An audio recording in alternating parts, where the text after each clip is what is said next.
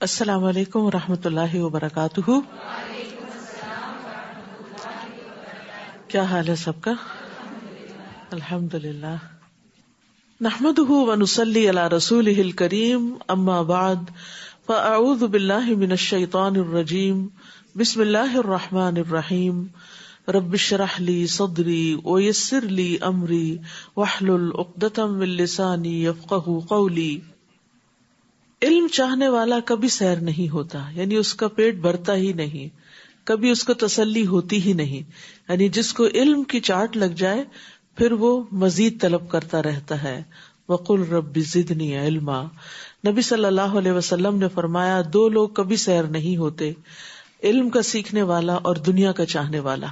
تو اب ہمیں یہ دیکھنا چاہیے کہ ہم ان دونوں میں سے کون ہیں، یعنی کیا ہماری خواہش علم حاصل کرنے کی زیادہ ہے، اس میں ہمیں زیادہ مزہ آتا ہے، اس کے لیے ہم محنت زیادہ کرتے ہیں، اس کے لیے اپنا مال لگاتے ہیں، اپنا وقت لگاتے ہیں، یا پھر صرف دنیا کا مال اکٹھا کرنے میں۔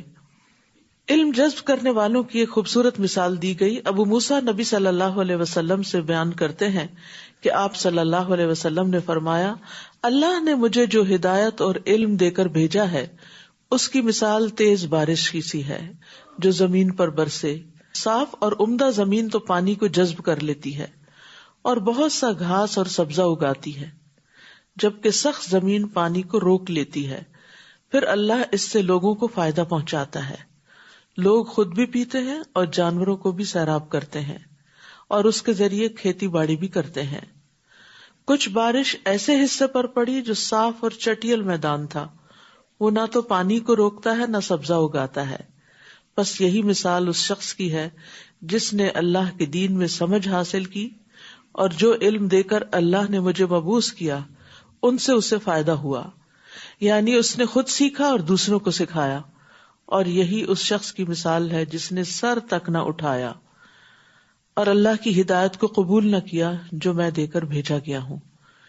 یعنی یا تو اس نرم زمین کی طرح بن جائیں جو پانی کو اپنے اندر جذب کر کے گھاس چارہ اگاتی ہے اور لوگوں کے لیے خوبصورتی کا باعث بھی بنتی ہے اور فائدے کا باعث ہوتی ہے، جو کچھ وہ اگاتی ہے اس سے لوگ فائدہ اٹھاتے، یا یہ کہ اس چٹیل میدان کی طرح کہ جو پانی کو روک لیتا ہے کہ انسان اور جانور اس سے پیتے ہیں، فائدہ اٹھاتے ہیں، اگرچہ وہ زمین خود زیادہ فائدہ نہیں اٹھاتی لیکن دوسروں کو فائدہ دینے والی بن جاتی۔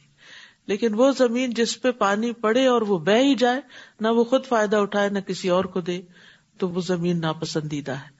تو ہمیں دیکھنا چاہیے کہ ہم ان میں سے کس جگہ پر بیٹھتے ہیں، کیا ہم خود بھی فائدہ اٹھا رہے ہیں اور دوسروں کو بھی پہنچا رہے ہیں، یا صرف سیکھ کے دوسروں کو ہی سکھاتے ہیں اور خود کچھ بھی عمل نہیں کرتے، یا یہ کہ نہ خود سیکھتے ہیں اور نہ کسی اور کو سکھاتے ہیں۔ تو اللہ سبحانہ وتعالی ہمیں سب سے زیادہ نفع مند بنا دے۔ 20واں پارہ۔ اعوذ باللہ من الشیطان الرجیم، بسم اللہ الرحمن الرحیم۔ امن خلق السماوات والارض وانزل لكم من السماء ماء فأنبتنا به حدائق ذات بهجة ما كان لكم أن تنبتوا شجرها أإله مع الله بل هم قوم يعدلون۔ امن خلق السماوات والارض وانزل لكم من السماء ماء فانبتنا به حدائق ذات بهجة ما كان لكم ان تنبتوا شجرها أإله مع الله بل هم قوم يعدلون۔ بھلا آسمانوں اور زمین کو کس نے پیدا کیا اور آسمان سے تمہارے لیے پانی برسایا جس سے ہم نے پربہار باغات اگائے جن کے درختوں کا اگانا تمہارے بس میں نہ تھا۔ کیا اللہ کے ساتھ کوئی دوسرا الہ بھی ہے جو ان کاموں میں اس کا شریک ہو؟ بلکہ یہ لوگ ہیں ہی ناانصافی کرنے والے۔ تو اللہ سبحانہ وتعالیٰ کائنات کی نشانیوں کے ذریعے اپنی الوہیت کو، اپنے الہ ہونے کو ثابت فرما رہے ہیں کہ اصل میں معبود وہی ہے عبادت اسی کی ہونی چاہیے جس نے ان سب چیزوں کو پیدا کیا، جس نے آسمان اور زمین بنائے اور آسمانوں کی مخلوقات بنائی اور زمین پہ طرح طرح کی مخلوقات پیدا کی، پھر آسمان سے پانی برسایا، پھر اس کے ذریعے باغات اگائے جس میں طرح طرح کے پھل پھول ہیں. یہ سب کچھ تمہارے بس میں نہ تھا. کیا آسمان بنانا کسی کے بس میں ہے؟ کیا زمین بنانا کسی کی ہمت میں ہے؟ یا زمین پر یہ درخت اگانا اگر اللہ نہ اگانا چاہے؟ بہت دفعہ ایسا ہوتا ہے ہم لگاتے ہیں، سارے اسباب بھی مہیا ہوتے ہیں، لیکن درخت بڑھتے نہیں، جل جاتے ہیں. تو وہی بڑھتے ہیں، وہی پھلتے پھولتے ہیں جن کو اللہ بڑھاتا ہے. تو یہ ساری چیزیں اس بات کی دلیل ہے کہ صرف اللہ ہی خالق ہے، وہی مالک ہے، وہی رازق ہے، اس لیے وہی دراصل الہ ہے، وہی معبود ہے. الہ مع اللہ، کیا اللہ کے ساتھ کوئی اور بھی اس کام میں اس کا شریک ہے؟ نہیں، بلکہ یہ لوگ ناانصافی سے کام لے رہے ہیں کہ خالق تو وہ ہو، رازق تو وہ ہو، اور پھر انسان اس کو چھوڑ کر دوسروں کی عبادت کرے، غیروں کی عبادت کرے. تو یہ الہ کا لفظ جو ہے یہ بار بار یہاں ریپیٹ ہوگا. الہ کا لفظ جو ہے یہ معبود کے معنوں میں آتا ہے. توحید کی ایک قسم توحید الوہیت ہوتی ہے، دوسری توحید ربوبیت اور تیسری توحید اسماء و صفات. تو یہاں توحید الوہیت کو ثابت کیا جا رہا ہے اور اس کا معنی ہوتا ہے اللہ کو یکتا معبود ماننا. وَاعْبُدُوا اللَّهَ وَلَا تُشْرِكُوا بِهِ شَيْئًا، اور اس بات کو اچھی طرح یاد رکھنا کہ اللہ کے سوا کوئی الہ نہیں. وَإِلَٰهُكُمْ إِلَٰهٌ وَاحِدٌ لَا إِلَٰهَ إِلَّا هُوَ الرَّحْمَٰنُ الرَّحِيمُ، تمہارا الہ ایک ہی الہ ہے، اس کے سوا کوئی الہ نہیں، وہ نہایت مہربان بڑا رحم کرنے والا ہے. تو جو خالق ہے وہی دراصل عبادت کا مستحق ہے. مشرکین مکہ اللہ کو خالق تو مانتے تھے لیکن اللہ کے الہ ہونے میں شرک کرتے تھے، یعنی اوروں کو بھی اپنی عبادت میں شریک کرتے، ان کے نام کی نظر و نیاز چڑھاتے اور ان کے آگے سجدے کرتے اور ان سے دعائیں کرتے. تو اسی لیے رسول اللہ صلی اللہ علیہ وسلم نے آ کر سب سے پہلے اس بنیادی خرابی کو دور کیا کہ جب انسان کا یہ عقیدہ درست ہو جاتا ہے کہ میرا پیدا کرنے والا ایک اللہ ہے، تو پھر اس کی ساری توجہات اس کی طرف ہوتی ہیں، پھر اسی کی وہ بات مانتا ہے، اسی کی خاطر وہ زمین پہ چلتا پھرتا ہے اور جیتا ہے. تو اس لیے جب تک انسان کا عقیدہ درست نہ ہو، توحید انسان کے اندر راسخ نہ ہو، اس وقت تک اس کا اخلاق، اس کی عبادات، اس کے معاملات اور اس کا باقی طرز زندگی درست نہیں ہو سکتا.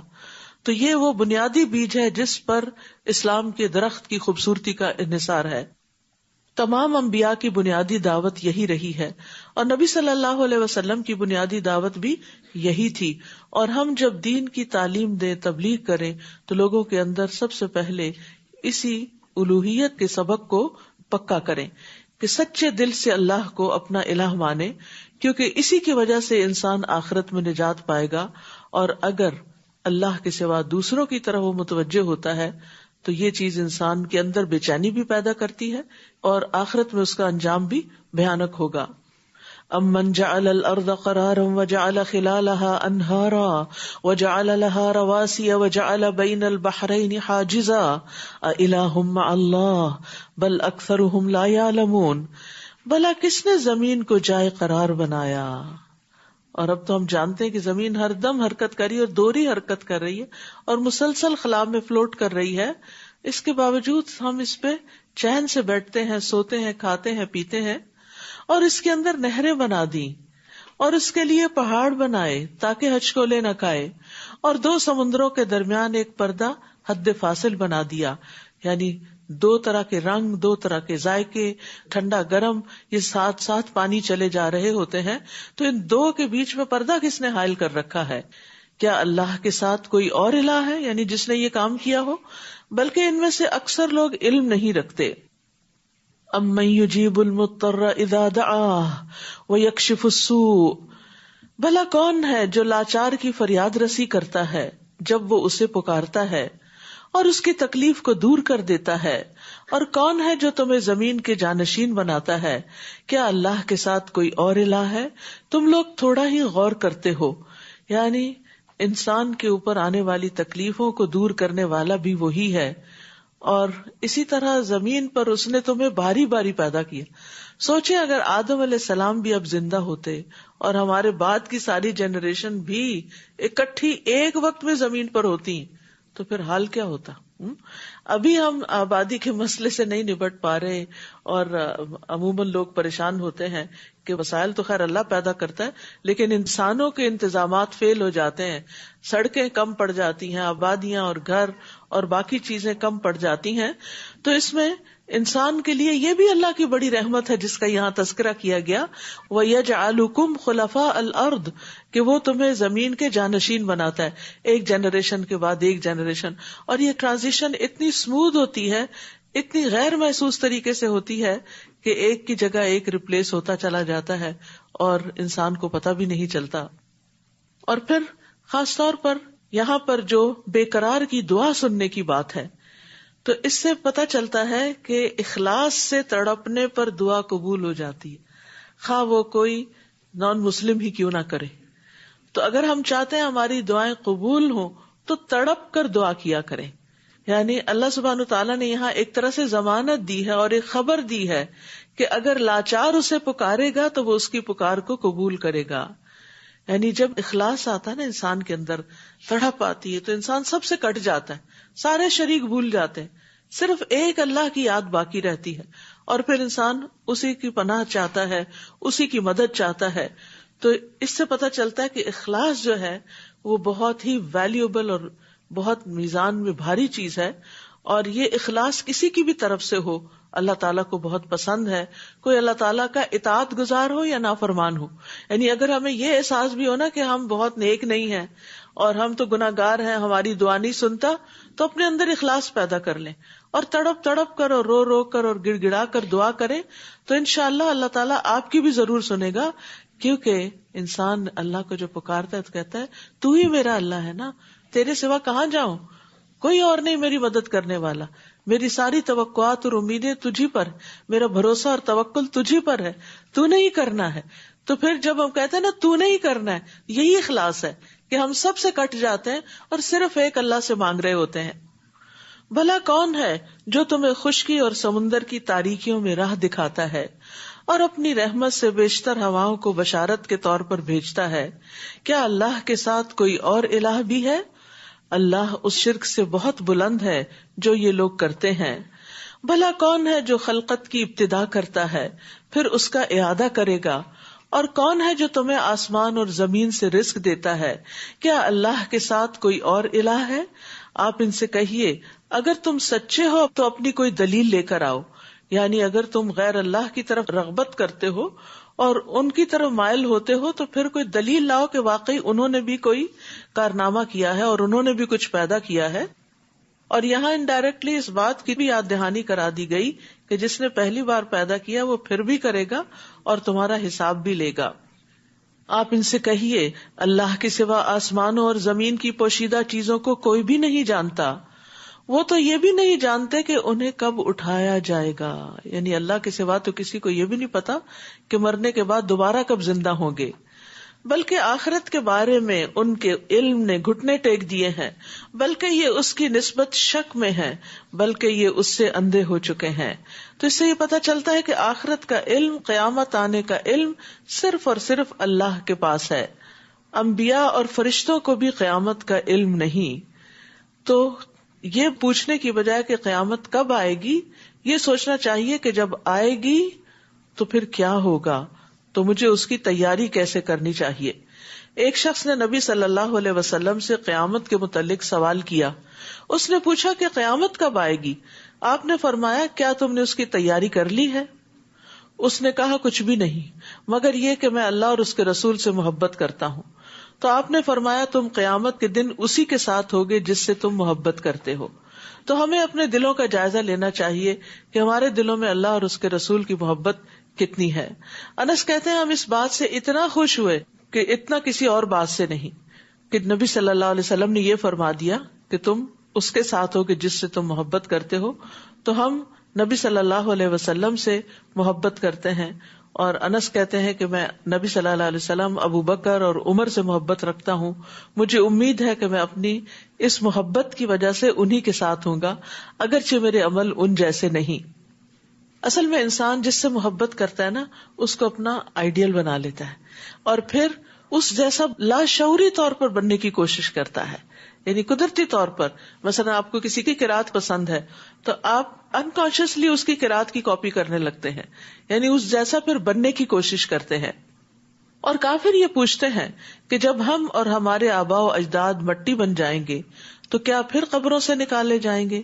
یعنی وہ آخرت پر ایمان نہیں رکھتے، دوبارہ پیدا ہونا انہیں ایک مشکل کام نظر آتا ہے۔ یہ بات تو ہمیں اور اس سے پیشتر ہمارے آباء و اجداد کو بھی کہی جاتی رہی ہے، یہ تو بس پہلے لوگوں کے افسانے ہیں، یعنی اس بات میں انہیں شک تھا۔ آپ ان سے کہیے ذرا زمین میں چل پھر کر تو دیکھو کہ مجرموں کا انجام کیسا ہوا تھا۔ اے نبی، آپ ان کے حال پر غمزدہ نہ ہو اور نہ ہی ان کی چالوں سے دل میں تنگی محسوس کریں۔ کافر یہ کہتے ہیں اگر تم سچے ہو تو یہ وعدہ عذاب کب پورا ہوگا؟ قل عسى ان يكون ردف لكم بعض الذي تستعجلون، آپ ان سے کہیے کیا عجب ہے کہ جس عذاب کے جلد آنے کا تم مطالبہ کر رہے ہو اس کا ایک حصہ تمہارے قریب ہی آ لگا ہو۔ آپ کا رب تو لوگوں پر بڑا فضل والا ہے، لیکن اکثر لوگ شکر ادا نہیں کرتے، اور بلا شبہ تمہارا رب خوب جانتا ہے جو ان کے سینے چھپاتے ہیں اور جو کچھ وہ ظاہر کرتے ہیں۔ اور زمین و آسمان کی کوئی پوشیدہ چیز ایسی نہیں جو کتاب مبین یعنی لوح محفوظ میں لکھی ہوئی نہ ہو۔ اور لوح محفوظ میں لکھے ہونے کا مطلب کیا ہے کہ اللہ سبحانہ وتعالیٰ نے ہر چیز کو ریکارڈ کر رکھا ہے، یعنی ہر چیز کا حساب رکھا ہوا ہے۔ حساب کیوں رکھتے ہیں؟ یعنی آپ دو طرح کا معاملہ کرتے ہیں نا، ایک حساب کو آپ لکھ کے رکھتے ہیں اور ایک حساب کو آپ چھوڑ دیتے ہیں۔ کس کو لکھ کے رکھتے ہیں؟ جس کو فالو اپ کرنا ہو۔ تو سب کچھ جو لکھا ہوا ہے اس کا مطلب یہ ہے کہ ان سب چیزوں کا دوبارہ اٹھا کے بندوں کا حساب ہونا ہے، اور پھر وہ کتاب حق کے ساتھ گواہی بھی دے گی۔ بلا شبہ قرآن بنی اسرائیل پر اکثر وہ باتیں بیان کرتا ہے جن میں وہ اختلاف رکھتے ہیں، اور یہ مومنوں کے لیے ہدایت اور رحمت ہے۔ سبحان اللہ، اس کتاب کی تعریف ہے یہ، وَإِنَّهُ لَهُدًى وَرَحْمَةٌ لِّلْمُؤْمِنِينَ۔ اب یہاں پر مومنین کے لیے کیوں ہدایت ہے اور مومنوں کے لیے کیوں رحمت ہے؟ مومنوں کو کیوں خاص کیا گیا ہے؟ اس لیے کہ اس کی ہدایت سے اور رحمت سے مومن ہی فائدہ اٹھاتے ہیں، ورنہ یہ کتاب تو سارے جہان والوں کے لیے آئی ہے، تو جو اس پر ایمان نہیں رکھتا وہ اس سے ہدایت بھی حاصل نہیں کرتا۔ تو اس پر ایمان کا تقاضا یہ ہے کہ ہم اس سے رہنمائی حاصل کریں۔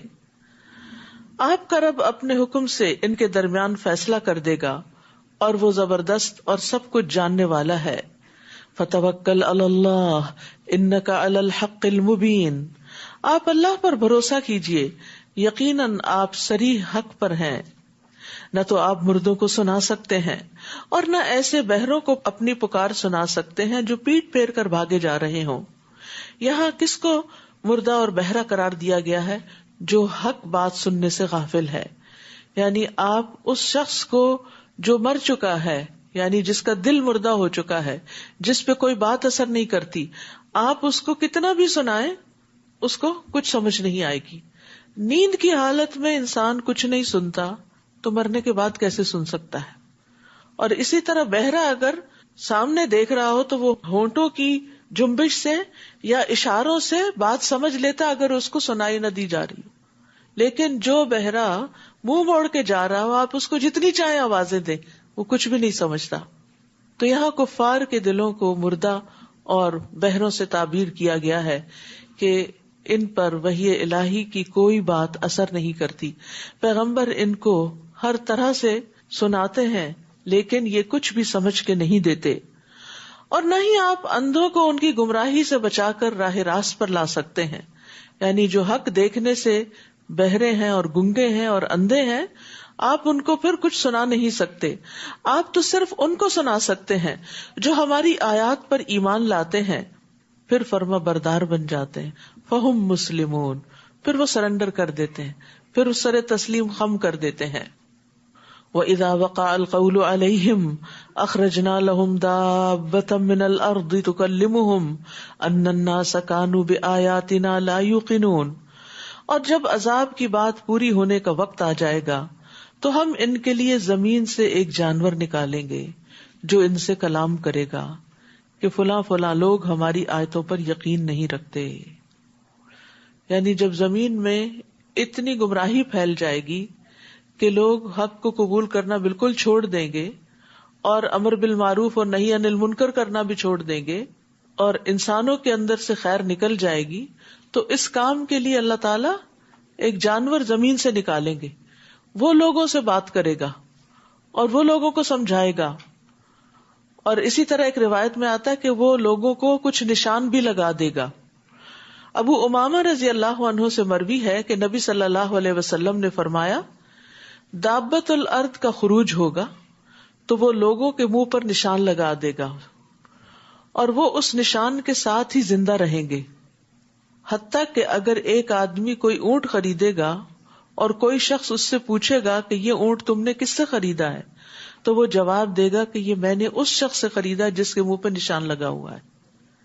یعنی مخصوص قسم کے لوگ، ہو سکتا ہے یہ وہ لوگ ہوں کہ جو اللہ کی اطاعت نہ کرنے والے ہوں، تو ان کے اوپر ایک نشان بھی لگا دے گا اور پھر لوگ انہیں ان کے اس نشان سے پہچانیں گے. احادیث سے اس کی بہت تفصیلات ملتی ہیں کہ یہ قیامت کی نشانیوں میں سے ایک نشانی ہے کہ اللہ تعالیٰ بندوں پر ایک حجت تمام کرے گا. اور جس دن ہم ہر امت سے ایسے لوگوں کی ایک فوج اکٹھی کریں گے جو ہماری آیات کو جھٹلاتی تھی، پھر ان کی گروہ بندی کی جائے گی، یعنی ایک جیسے لوگ اکٹھے کر دیے جائیں گے، یہاں تک کہ جب وہ سب آ جائیں گے تو اللہ ان سے پوچھے گا، تم نے میری آیات کو جھٹلا دیا حالانکہ علمی لحاظ سے تم نے ان کا احاطہ نہیں کیا تھا، اگر یہ بات نہیں تو پھر تم کیا کرتے رہے. یعنی آج بھی آپ دیکھیں کہ بہت سے لوگ جو کہتے بھی ہیں کہ ہم مسلمان ہیں، لیکن وہ قرآن کی کچھ آیتوں کے اوپر اعتراض کرتے رہتے ہیں اور ان کی حکمت نہیں جانتے، مصلحت نہیں جانتے. اور ایسا کیوں ہوتا ہے؟ یہ کم علمی کی بنا پر ہوتا ہے. اس میں سے ایک مسئلہ تقدیر کا بھی ہے. اکثر لوگ اس بارے میں پریشان رہتے ہیں اور اس بارے میں نعوذ باللہ اللہ تعالیٰ پر الزام بھی دیتے ہیں اور ناراضگی کا اظہار بھی کرتے ہیں کہ اللہ تعالیٰ بے گناہ لوگوں کو کیوں مرنے دیتا ہے، یا ظالموں کو ظلم کیوں کرنے دیتا ہے، یا اگر سب کچھ لکھا گیا ہے تو پھر ہماری چوائس کہاں رہ گئی، وغیرہ وغیرہ. یہ سب باتیں لا علمی یا کم علمی کی بنا پر ہوتی ہیں. سب سے بڑی بات تو یہ ہے کہ اگر ہم کسی چیز کو نعوذ باللہ اللہ کا ظلم سمجھتے ہیں تو پہلی بات یہ ہے کہ اللہ سبحانہ تعالیٰ اپنے بارے میں قرآن مجید میں واضح طور پہ کہتا ہے وما انا بظلام للعبید، کہ میں بندوں پر ہرگز ظلم کرنے والا نہیں ہوں. تو اگر آپ قرآن کو مانتے ہیں تو قرآن تو آپ کو بتا رہا ہے کہ وہ ظلم نہیں کرتا، یہ اس نے ظلم نہیں کیا بندوں پر، یہ تو بندے ایک دوسرے پر ظلم کرتے ہیں. پھر آپ دیکھیے دوسرا سوال یہ کرتے ہیں کہ اگر اللہ تعالیٰ ہے تو پھر ظلم ہونے کیوں دیتا ہے. یہ بھی اس بات کی دلیل ہے کہ ہمیں نہیں معلوم کہ اللہ تعالیٰ کیسا ہے اور اس کا علم کیسا ہے، اور وہ کچھ بندوں کو کیوں مہلت دے دیتا ہے کہ وہ اپنی حدیں پار کریں، اور جن پر ظلم ہوتا ہے ان کے لیے اس نے کیا تیار کر رکھا ہے. یہ سب باتیں بھی ہمیں نہیں معلوم ہوتی. کم علمی کی وجہ سے ہم اللہ تعالیٰ پر اعتراض کرتے رہتے ہیں. تو سب سے پہلے تو یہ جاننے کی ضرورت ہے کہ کیا ہمیں کسی بھی واقعے کا، کہ مثلاً کسی انسان پہ ہی کوئی ظلم ہوا ہے، اس کی ساری وجوہات پتہ ہیں، اس کے اپنے گناہ کتنے تھے، یا یہ کہ اس کا ماحول کیسا تھا، یا کس کی غفلت تھی، کسی حاکم کی غفلت تھی، یا اس کے آس پاس کا جو سپورٹ گروپ تھا وہ کمزور تھا، تو ایسا ہوا کیوں. یعنی سارا الزام اللہ تعالیٰ کو دے دینا کہ وہ وقت پہ وہاں پہنچ کے انٹرفیئر کرتا اور ظالموں کو زبردستی پکڑ کے روکتا، تو یہ اس کا طریقہ نہیں. زمین کے امور میں اس نے انسانوں کو جہاں چوائس دی ہے پھر وہ ان پر زبردستی نہیں کرتا. اور ایسا وہ کیوں کرتا ہے، اس کی حکمت خود اسی کو معلوم ہے، کیونکہ ہمارا علم کم ہے، وہ علیم ہے، وہ حکیم ہے، لیکن ہم علم اور حکمت میں بہت کم ہے، کیونکہ ہم اپنے آپ کو زیادہ عقل مند سمجھ لیتے ہیں نا، تو اس لیے پھر ہم اعتراض شروع کر دیتے ہیں. جب ہم اپنی کم علمی کا اعتراف کریں گے تو پھر سبحانک لا علم لنا الا ما علمتنا، تو بہت سے مسئلوں کا حل مل جائے گا. اور ان کے ظلم کی وجہ سے ان پر عذاب کی بات پوری ہو جائے گی تو وہ بول بھی نہ سکیں گے. کیا وہ غور نہیں کرتے کہ ہم نے رات اس لیے بنائی کہ وہ اس میں آرام کریں، اور دن کو روشن بنایا تاکہ وہ کام کاج کر سکیں؟ اس میں بھی لوگوں کے لیے بہت سی نشانیاں ہیں جو ایمان لاتے ہیں. یعنی اگر لوگ غور و فکر کریں تو دن اور رات کے آنے جانے میں بھی بہت سے سبق ہیں. اور جس دن سور پھونکا جائے گا تو جو کوئی بھی آسمانوں یا زمین میں ہوگا سب گھبرا اٹھیں گے سوائے ان کے جنہیں اللہ اس سے بچانا چاہے گا، اور یہ سب حقیر بن کر اللہ کے حضور پیش ہو جائیں گے. اس کو نفخۃ الفزع کہتے ہیں، جس میں ایسا ہوگا کہ سب گھبرا جائیں گے. یعنی پہلی آواز پہ سب کے اندر ایک شدید خوف اور گھبراہٹ پیدا ہو جائے گی. پھر نفخۃ الصاعق ہے، وہ نفخہ وہ ہے کہ جس کے بعد سب ہلاک ہو جائیں گے، مر جائیں گے. اور پھر نفخۃ البعث ہوگا کہ جس کے بعد سب دوبارہ جی اٹھیں گے. اس دن تو سمجھے گا کہ پہاڑ اپنی جگہ پر جمے ہوئے ہیں حالانکہ وہ بادل کی سی چال چل رہے ہوں گے. یہ اللہ کی قدرت کا کرشمہ ہوگا جس نے ہر چیز کو مضبوط بنایا. بلا شبہ تم جو کام کر رہے ہو وہ اس سے خبردار ہے. من جاء بالحسنۃ فلہ خیر منہا وہم من فزع یومئذ آمنون. جو شخص اس دن بھلائی لے کر آئے گا اسے اس سے بہتر بدلہ ملے گا، اور ایسے ہی لوگ اس دن گھبراہٹ سے امن میں ہوں گے. یہ پیچھے آیا نا کہ جس کو اللہ چاہے اس گھبراہٹ سے بچا لے گا. تو یہ کون ہوں گے؟ جو نیک کام کر کے آئیں گے. اور یہ یاد رکھیے کہ اللہ کا ثواب بندے کے عمل سے کہیں زیادہ ہے. یعنی نیکی کرنے کا فائدہ کیا ہے کہ اس سے بہتر بدلہ ملے گا، پلس یہ کہ اس دن کی گھبراہٹ سے امن میں ہوں گے. ہم سب کو جب قیامت کے واقعات پڑھتے ہیں نا تو بڑی پریشانی سی ہوتی ہے، بڑی فکر لگتی ہے، بہت تنہائی سی محسوس ہوتی ہے، گھبراہٹ ہوتی ہے، کچھ سمجھ نہیں آتا کہ کیا ہوگا. اس گھبراہٹ سے بچنے کے لیے کیا کریں؟ تو یہاں آپ دیکھیے اس قرآن کی آیت سے ہمیں پتہ چل گیا ہے کہ نیکیاں کرنا اس گھبراہٹ کو دور کرے گا. جب اپنے بھی ساتھ چھوڑ جائیں گے، دوست، رشتہ دار، اولاد، والدین، کوئی بھی نہیں پوچھے گا، تو انسان کے ساتھ اس کا اپنا ہی عمل ہوگا. تو اس لیے ہم سب کو اچھے اعمال کی فکر کرنی چاہیے اور اس میں آگے سے آگے بڑھتے جانا چاہیے. جو آج کر رہے ہیں اتنا ہی کافی نہیں سمجھنا چاہیے، اس سے بھی بہتر طور پر نیک کام کرنے کی فکر کرنی چاہیے. تو بندے کے عمل، قول اور اس کے ذکر سے، یعنی جو نیک اعمال ہیں، اللہ کا ثواب بہتر ہے. یعنی صرف برابر نہیں دیا جائے گا، بہتر اور زیادہ دیا جائے گا. اسی طرح اللہ کی رضا جو ہے وہ بندے کے عمل سے کہیں زیادہ ہے. اور یہ بھی پتہ چلتا ہے کہ اللہ تعالیٰ بندے کا ثواب کئی گنا بڑھا دے گا. ایک نیکی کے بدلے 10 نیکیاں تو لازمن ہیں ہی، لیکن اس سے بھی زیادہ ان کو بڑھا دے گا جتنا زیادہ اخلاص ہوگا، جتنا زیادہ کام اللہ ہی کے لیے ہوگا. اور پھر آپ دیکھیے کہ اللہ تعالیٰ کا یہ کتنا فضل و کرم ہے کہ ہم تھوڑی دیر کام کرتے ہیں. فرشتے ہیں دن رات تسبیح کر رہے ہیں، تھکتے ہی نہیں، دم لیتے ہی نہیں، لیکن ان کو اس کا کوئی اجر نہیں ہے. وہ پوری زندگی بھی تسبیح کرتے رہے تو ان کی ایک نیکی بھی نہیں لکھی جاتی. لیکن ہم انسان ایک دفعہ سبحان اللہ کہے، ایک دفعہ الحمدللہ کہے، میزان بھر جاتا ہے. کتنا احسان ہے اللہ کا ہم پر. پھر بھی اگر ہم اس کے ذکر کی طرف نہ آئیں، اس کے شکر کی طرف نہ آئیں اور اس کی عبادت نہ کریں تو پھر خود ہی خسارے میں ہیں. تو ہر نیکی کا کئی گنا زیادہ بدلہ ہوگا. نبی صلی اللہ علیہ وسلم نے فرمایا جس نے مسلمانوں کے راستے سے تکلیف دہ چیز ہٹا دی کہ وہ ان کو بادر کرے گی، اٹک جائیں گے، گر جائیں گے، اور کچھ نہیں تو اپنے جوتے ہی ڈنگ کی جگہ پہ اتار کے رکھنا. کیونکہ بعض لوگ جو دیر سے آتے ہیں غلط جگہ پارک کرتے ہیں، غلط جگہ جوتے اتار کے اندر آ جاتے ہیں، اور کوئی جلدی سے بعد میں آتا ہے انہیں جوتوں سے لگ کے گر جاتا ہے. تو جس نے مسلمانوں کے راستے سے تکلیف دہ چیز ہٹائی اللہ اس کے لیے ایک نیکی لکھے گا، اور جس کے لیے اللہ نیکی لکھ دیتا ہے اس کی وجہ سے جنت میں داخل کرتا ہے. تو ہمیں نہیں پتا کہ ہماری کون سی نیکی جس کو ہم نے بس ایسے ہی عادتاً بس جلدی سے کر دیا وہی ہمارے جنت میں داخلے کا سبب بن جائے. کیونکہ بہت سے جو نیک کام کر کے ہمارے دماغ میں خلل آ جاتا ہے نا کہ اب ہم بہت کچھ کر رہے ہیں یا ہم نیک ہو چکے ہیں، تو ہو سکتا ہے وہ اللہ کو اتنے پسند ہی نہ آئے. اور وہ پسند آ جائے کہ جس میں ذرا بھی ریاکاری نہ ہو، جس میں ذرا بھی دکھاوا نہ ہو. تو اس لیے لا تحتقرن من المعروف شیئا ولو ان تلقى اخاك بوجه طلق، کہ نیکی کے کسی چھوٹے سے کام کو بھی حقیر نہ سمجھو، خواہ وہ تمہارا اپنے بھائی کو مسکرا کے پیش آنا ہی کیوں نہ ہو. کہ آپ کسی سے سلام لے رہے ہیں، کسی سے بات کر رہے ہیں تو اچھے سے بات کریں، خوشی سے، خوش اخلاقی سے.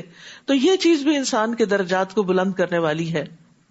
وَمَنْ جَاءَ بِالسَّيِّئَةِ فَكُبَّتْ وُجُوهُهُمْ فِي النَّارِ، اور جو برائی لے کر آئے گا تو ایسے لوگ اوندھے منہ جہنم میں پھینک دیے جائیں گے، اور کہا جائے گا تمہیں اتنا ہی بدلہ ملے گا جو تم کام کرتے رہے ہو. یعنی صرف ایک برائی کے بدلے میں ایک برائی، پھر بھی اگر کسی کا برائیوں کا پلڑا بھاری ہو گیا تو پھر وہ خسارے میں ہی ہے. اے نبی کہہ دیجئے مجھے تو یہی حکم ہوا ہے کہ میں اس شہر یعنی شہر مکہ کے مالک حقیقی کی اطاعت کروں، جس نے اسے احترام بخشا اور جو ہر چیز کا مالک ہے، اور مجھے حکم دیا گیا ہے کہ میں فرما بردار بن کر رہوں، مسلم بن کر رہوں، اور یہ کہ قرآن پڑھ کر سناؤں. اب جو شخص راہ راست پر آتا ہے تو وہ اپنے ہی فائدے کے لیے آتا ہے، اور جو گمراہ ہوا تو اس سے آپ کہہ دیجئے کہ میں تو صرف ایک ڈرانے والا ہوں. تو ایک معنی تو یہ ہے کہ نبی صلی اللہ علیہ وسلم سے کہا جا رہا ہے کہ آپ لوگوں کو قرآن پڑھ کر سنائیں. اتلو القرآن، یعنی قرآن ریڈنگ کی چیز بھی ہے لیکن پڑھ کے سنانے کی بھی ہے، کیونکہ سن کے جو باتیں سمجھ میں آتی ہیں بعض اوقات صرف ریڈنگ سے نہیں آتی.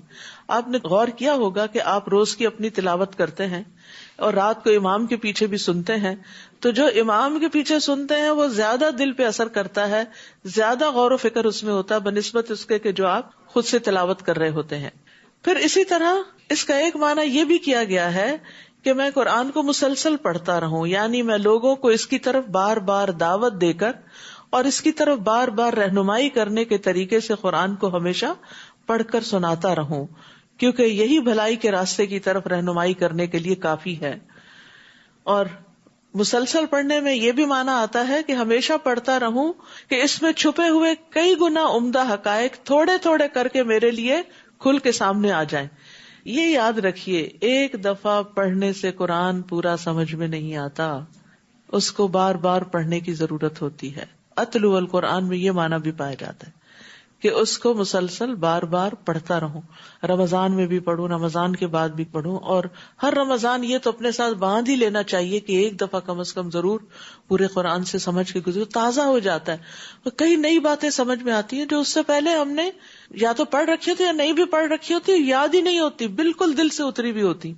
اور پھر ایک دم جیسے بہار آتی نا، آج کل آپ دیکھ رہے ہیں آس پاس کتنی خوبصورتی پھیلتی چلی جا رہی ہے، تو اسی طرح رمضان بھی نیکیوں کا موسم بہار ہے، اور یہ بہار اپنے جوبن پہ پہنچتی ہے جب انسان قرآن سے تعلق قائم کرتا ہے، اور وہ بھی سمجھ کے جب اس کو پڑھتا یا سنتا ہے. وَقُلِ الْحَمْدُ لِلَّهِ، نیز کہہ دیجئے کہ سب تعریف اللہ کے لیے ہے. وہ ان قریب تمہیں اپنی ایسی نشانیاں دکھائے گا جنہیں تم پہچان لوگے، اور جو کچھ تم کر رہے ہو اس سے آپ کا رب بے خبر نہیں. سورۃ القصص، بسم اللہ الرحمن الرحیم. طاسیم، تلک آیات الکتاب المبین. طاسیم، یہ واضح کتاب یعنی قرآن کی آیات ہیں. ہم آپ کو موسیٰ اور فرعون کے بالکل سچے حالات پڑھ کر سناتے ہیں. نتلو، پڑھ کے سناتے ہیں، ان لوگوں کے فائدے کے لیے جو ایمان لاتے ہیں. فرعون نے ملک مصر میں سرکشی اختیار کر رکھی تھی اور اپنی رعیت کو کئی گروہ بنا دیا تھا، اور ان میں سے ایک گروہ بنی اسرائیل کو بہت کمزور بنا رکھا تھا.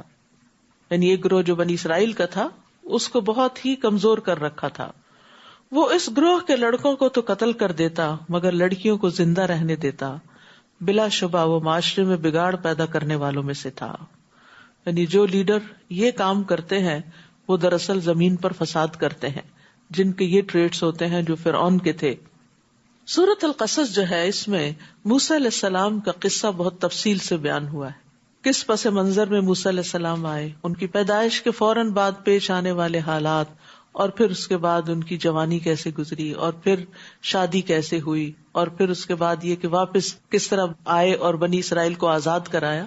گویا موسیٰ علیہ السلام کی پوری لائف جو ہے وہ اس صورت سے واضح ہو جاتی ہے. تو یہاں پر ہم دیکھتے ہیں کہ فرعون نے ملک کے اندر تفرقہ بازی کا بازار گرم کر رکھا تھا، اور اس سے مقصد کیا تھا کہ لوگ آپس میں لڑتے رہیں تاکہ وہ ان پہ حکومت کرتا رہے، جسے کہتے ہیں نا ڈیوائڈ اینڈ رول، کہ آپ لوگوں کو آپس میں گتھم گتھا ہونے دیں اور آپ ان کے اوپر مسلط ہوئے رہیں، ان کو یہ توجہ ہی نہ ہو کہ ہمارا حاکم ہمارے ساتھ کیا کر رہا ہے. اور موسیٰ علیہ السلام ان حالات میں پیدا ہوئے کہ جب بنی اسرائیل بہت کمزور تھے، اتنے کمزور کہ فرعون نے کہا جاتا ہے کہ خواب دیکھا تھا جس میں اس نے دیکھا کہ بنی اسرائیل کا ایک بچہ بڑے ہو کر اس کی حکومت ختم کر دے گا، اس کو مار ڈالے گا. تو اس بنا پر اس نے بنی اسرائیل کے بچوں کا یعنی لڑکوں کا قتل عام شروع کر دیا.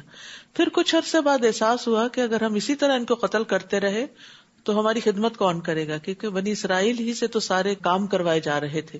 تو انہوں نے پھر یہ طے کیا کہ 1 سال پیدا ہونے والے بچوں کو ہم زندہ چھوڑ دیں گے اور 1 سال پیدا ہونے والوں کو مار دیں گے. تو جس سال ہارون علیہ السلام پیدا ہوئے وہ سال وہ تھا کہ جب بچے نہیں قتل کیے جا رہے تھے، اور جس سال موسیٰ علیہ السلام پیدا ہوئے اس میں بچوں کو قتل کیا جا رہا تھا. تو اللہ تعالیٰ نے ان کی حفاظت کے لیے پھر کیا طریقہ اختیار کیا، آگے اس کی تفصیلات آئیں گی. اور ہم یہ چاہتے تھے کہ جس گروہ کو اس ملک میں کمزور بنایا گیا ہے اس پر احسان کریں اور انہیں امام بنا دیں اور اس ملک کے وارث بنائیں اور انہیں اس ملک میں اقتدار بخشیں، اور فرعون اور حامان اور ان کے لشکروں کو وہی کچھ دکھا دیں جس کا انہیں بنی اسرائیل سے خطرہ تھا. تو اس کے لیے اللہ تعالیٰ نے ایک تدبیر کی. وہ تدبیر کیا تھی؟ ہم نے موسیٰ کی والدہ کی طرف الہام کیا. الہام کہتے ہیں خفیہ اشارہ. ہو سکتا ہے کہ فرشتہ نظر آیا اور ہو سکتا ہے کہ دل میں بات ڈالی گئی ہو کہ اس بچے موسیٰ کو دودھ پلاتی رہو، پھر جب تجھے اس کے قتل کا خطرہ ہو تو اسے دریا میں ڈال دینا، اور کچھ خوف نہ رکھنا اور نہ غم کھانا. یعنی ماں کے لیے نومولود بچہ بہت ہی پیارا ہوتا ہے. بڑی بچے بھی پیارے ہوتے ہیں، لیکن جو بچہ چھوٹا ہوتا ہے نا، ابھی جو معصوم ہوتا ہے، اللہ تعالیٰ اس کی محبت اور زیادہ دل میں ڈال دیتا ہے. اور موسیٰ علیہ السلام کے اوپر تو اللہ نے ویسے ہی بڑی محبت ڈال دی تھی. وَأَلْقَيْتُ عَلَيْكَ مَحَبَّةً مِّنِّي، اللہ نے خاص محبت ڈالی تھی ان کے لیے لوگوں کے دلوں میں کہ جو ان کو دیکھتا تھا ان سے محبت کرنے لگتا تھا. تو بہرحال اللہ سبحانہ وتعالیٰ موسیٰ علیہ السلام کی والدہ کو تسلی دے رہے ہیں کہ غم نہیں کھانا، سب ٹھیک ہو جائے گا، ہم اس بچے کو تیری طرف ہی لوٹا دیں گے اور اسے اپنا رسول بنا دیں گے. وعدہ ہو رہا ہے، اور آگے ہم قصے میں دیکھیں گے کہ اللہ تعالیٰ نے اپنے وعدے پورے کیے. یہاں پر خاص طور پر اللہ تعالیٰ نے موسیٰ علیہ السلام کی والدہ کو حکم دیا کہ وہ دودھ پلاتی رہے، ان ارضعیہ، تاکہ موسیٰ علیہ السلام جتنے دن ماں کے پاس ہوں وہ صحت مند بچے کے طور پر پلیں، ان کی جسمانی بناوٹ مضبوط ہو جائے. کیونکہ چھوٹی عمر میں اور ڈے 1 سے اور پہلی خوراک کے طور پر بھی اگر ماں کا دودھ بچے کو دیا جاتا ہے تو اس بچے کا امیون سسٹم اور باقی اس کی جو گروتھ ہے وہ زیادہ اسٹرانگ ہوتی ہے، بیماریوں سے بچا رہتا ہے. تو یہاں خاص طور پر اس بات کی تلقین کی گئی، ورنہ اس کو اگنور بھی کیا جا سکتا تھا. یہ نہیں کہا گیا نہلاتی دلاتی رہنا، اس کو پیار کرنا، نہیں، یہ تو نیچرل باتیں ہیں. دودھ بھی ماں خود ہی پلاتی ہے، لیکن تاکیداً دودھ پلوایا گیا. اور آپ کو معلوم ہے نا کہ پھر موسیٰ علیہ السلام کتنے اسٹرانگ تھے کہ وہ مدین میں جا کر ایک پتھر جس کو اٹھایا تھا، جس کو 10 لوگ اٹھاتے ہیں، تو اس بچی نے نوٹ کیا اور اپنے باپ سے کہا کہ قوی امین ہے. تو باپ نے پوچھا قوی کہاں سے، تمہیں کیسے پتا چلا کہ یہ قوی ہے؟ کہا میں نے دیکھا کہ وہ ایک پتھر کو اٹھا کے دوسری طرف رکھ رہا ہے جس کو 10 آدمی مل کے اٹھاتے ہیں. تو اس سے اندازہ لگائیں کہ اس ماں کے دودھ پیے ہوئے کا ان کی شخصیت پر کیسا اثر رہا. چنانچہ فرعون کے گھر والوں نے اس بچے کو اٹھا لیا. اب بچہ وہاں سے ان کے کنارے پہ جا پہنچا کہ وہ ان کے لیے دشمن اور رنج کا باعث بنے. بلا شبہ فرعون، حامان اور ان کے لشکر خطا کار لوگ تھے. اور فرعون کی بیوی فرعون سے کہنے لگی، یہ بچہ تو میری اور تیری آنکھوں کی ٹھنڈک ہے. روایات میں آتا ہے اس نے کہا تھا تمہاری تو ہے میری نہیں. تو بیوی نے بہت اچھے طریقے سے بات کی. دیکھیے کہ اتنا مشکل کام کروا لیا اس نے کہ بنی اسرائیل کا بچہ جو ہے اس کو اپنا بچہ بنا لیا. اسے قتل نہ کرو، کیونکہ اس پر قتل واجب تھا اس کے قانون کے مطابق.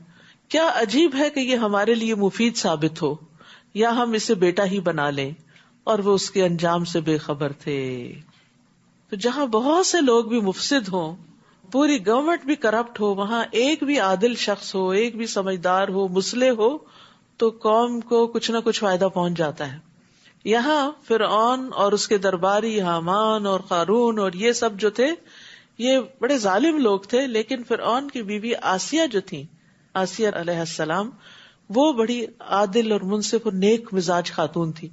تو ان کے مشورے اور ان کی کوشش سے موسیٰ علیہ السلام کو بچا لیا گیا.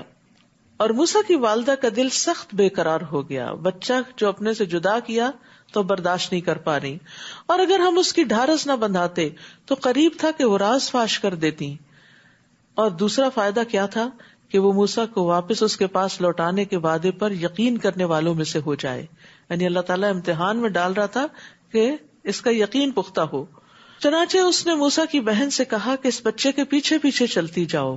چنانچہ وہ آنکھیں بچا کر اسے دیکھتی رہی اور دوسروں کو اس کا پتہ نہ چل سکا. اور ہم نے پہلے سے ہی موسیٰ پر دائیوں کا دودھ حرام کر دیا تھا. اس وقت موسیٰ کی بہن نے کہا، کیا میں تمہیں ایسے گھرانے کا پتہ بتاؤں جو تمہارے لیے اس بچے کی پرورش کرے اور اس بچے کے خیر خواہ بھی ہوں؟ چنانچہ اس طرح ہم نے موسیٰ کو اس کی والدہ ہی کی طرف لوٹا دیا تاکہ وہ اپنی آنکھ ٹھنڈی کرے اور غمزدہ نہ رہے اور یہ جان لے کہ اللہ کا وعدہ سچا ہے. لیکن اکثر لوگ یہ بات نہیں جانتے. کبھی اللہ تعالیٰ انسان کو ایسی چیز سے محروم کر دیتا ہے جس محرومی کو وہ برداشت نہیں کر پاتا. کیوں محروم کرتا ہے؟ تاکہ وہ آپ کو وہ عطا کرے جو اس سے بھی بہتر ہو. اور وہ جو تقدیر کے مسئلے سے ریلیٹ کرے نا اس کو، کہ ایک بچہ فوت ہو جاتا ہے، آپ کو نہیں پتا کہ وہ بچہ آپ کے لیے بڑا ہو کے کتنی مصیبت کا باعث بنے. اللہ کو پتا ہے، وہ زیادہ حکمت والا ہے، تو وہ لے لیتا ہے بچے کو اور پھر اس کے بدلے میں وہ اور دے دیتا ہے. تو کبھی ایک چیز اس لیے لیتا ہے تاکہ بہتر چیز عطا کرے. اور پھر وَلِتَعْلَمَ أَنَّ وَعْدَ اللَّهِ حَقٌّ، جس طرح اللہ نے موسیٰ کو ماں کی طرف لوٹا دیا. تفصیلات آتی ہیں جس کے اندر جانے کی ضرورت نہیں. جب موسیٰ علیہ السلام نے کسی کے بھی دودھ پینے سے انکار کیا، پھر ایسی دودھ پلانے والی خاتون تلاش کی گئی جو موسیٰ علیہ السلام کی والدہ ہی نکلی، اور پھر ان سے انہوں نے کہا فرعونیوں نے کہ تم محل میں شفٹ ہو جاؤ. اس نے کہا کہ نہیں، میرا تو اپنا گھر ہے، بچے ہیں، شوہر ہے، میں یہاں نہیں آ سکتی، بچہ مجھے دے دے، میں پال کے آپ کو دے دوں گی. اس طرح موسیٰ علیہ السلام دوبارہ اپنی ماں کی طرف ہی لوٹ گئے اور ماں نے ان کو اپنے خاص طریقے پر اپنے دین کے مطابق پالا اور ان کی خاص تربیت کی. وَلَمَّا بَلَغَ أَشُدَّهُ وَاسْتَوَىٰ آتَيْنَاهُ حُكْمًا وَعِلْمًا وَكَذَٰلِكَ نَجْزِي الْمُحْسِنِينَ. اور جب موسیٰ اپنی جوانی کو پہنچے اور پورے توانا ہو گئے تو ہم نے انہیں قوت فیصلہ اور علم عطا کیا، یعنی جسمانی قوت بھی اور ذہنی قوت بھی. اور ہم نیک لوگوں کو ایسی ہی جزا دیا کرتے ہیں. اور موسیٰ شہر میں اس وقت داخل ہوئے جب اہل شہر غفلت میں تھے. وہاں موسیٰ نے 2 آدمیوں کو آپس میں لڑتے ہوئے دیکھا. ان میں ایک تو موسیٰ کی اپنی قوم سے تھا اور دوسرا دشمن قوم سے. جو موسیٰ کی اپنی قوم میں سے تھا اس نے موسیٰ سے اس کے خلاف فریاد کی جو دشمن کی قوم سے تھا. موسیٰ نے اسے مکہ مارا تو اس کا کام ہی تمام کر دیا. اب ان ساری آیات کے اندر آپ دیکھیں گے موسیٰ علیہ السلام کی قوت. موسیٰ علیہ السلام نے کہا یہ تو ایک شیطانی حرکت ہے، اپنے عمل کو خود ہی غلط کہہ دیا. بلا شبہ شیطان صریح بہکانے والا دشمن ہے. تو وہ اپنی فطرت پر تھے اور اسی بنا پر انہوں نے اپنی غلطی کو تسلیم کر لیا. قال رب انی ظلمت نفسی فاغفر لی فغفر لہ انہ هو الغفور الرحیم. پھر دعا کی، اے میرے رب، بلا شبہ میں نے اپنے آپ پر ظلم کیا ہے، لہٰذا مجھے معاف کر دے. چنانچہ اللہ نے اسے معاف کر دیا. بلا شبہ وہ بڑا بخشنے والا، رحم کرنے والا. تو آپ دیکھیں کہ جب شیطان آپ کو یہ وسوسہ دے نا، تمہارے گناہ نہیں معاف ہو سکتے، تو آپ کہیں کہ اگر قتل کا گناہ معاف ہو سکتا ہے تو میرا گناہ اس سے تو چھوٹا ہی ہے، اللہ تعالیٰ مجھے بھی معاف کر سکتا ہے. یعنی پر امید رہیں. اور یہاں سے یہ بات بھی پتہ چلتی ہے کہ گناہ کے نتیجے میں آنے والی مصیبت سے چھٹکارا صرف استغفار سے ممکن ہے. تو ہمیں اگر کوئی مصیبت آئی ہوئی ہے اور ہمیں نہیں پتا کس گناہ کی وجہ سے آئی ہوئی ہے تو استغفار کی کثرت کریں. تو موسیٰ علیہ السلام اس مکے پہ نادم ہوئے جو انہوں نے مارا اور اس سے ایک جان چلی گئی.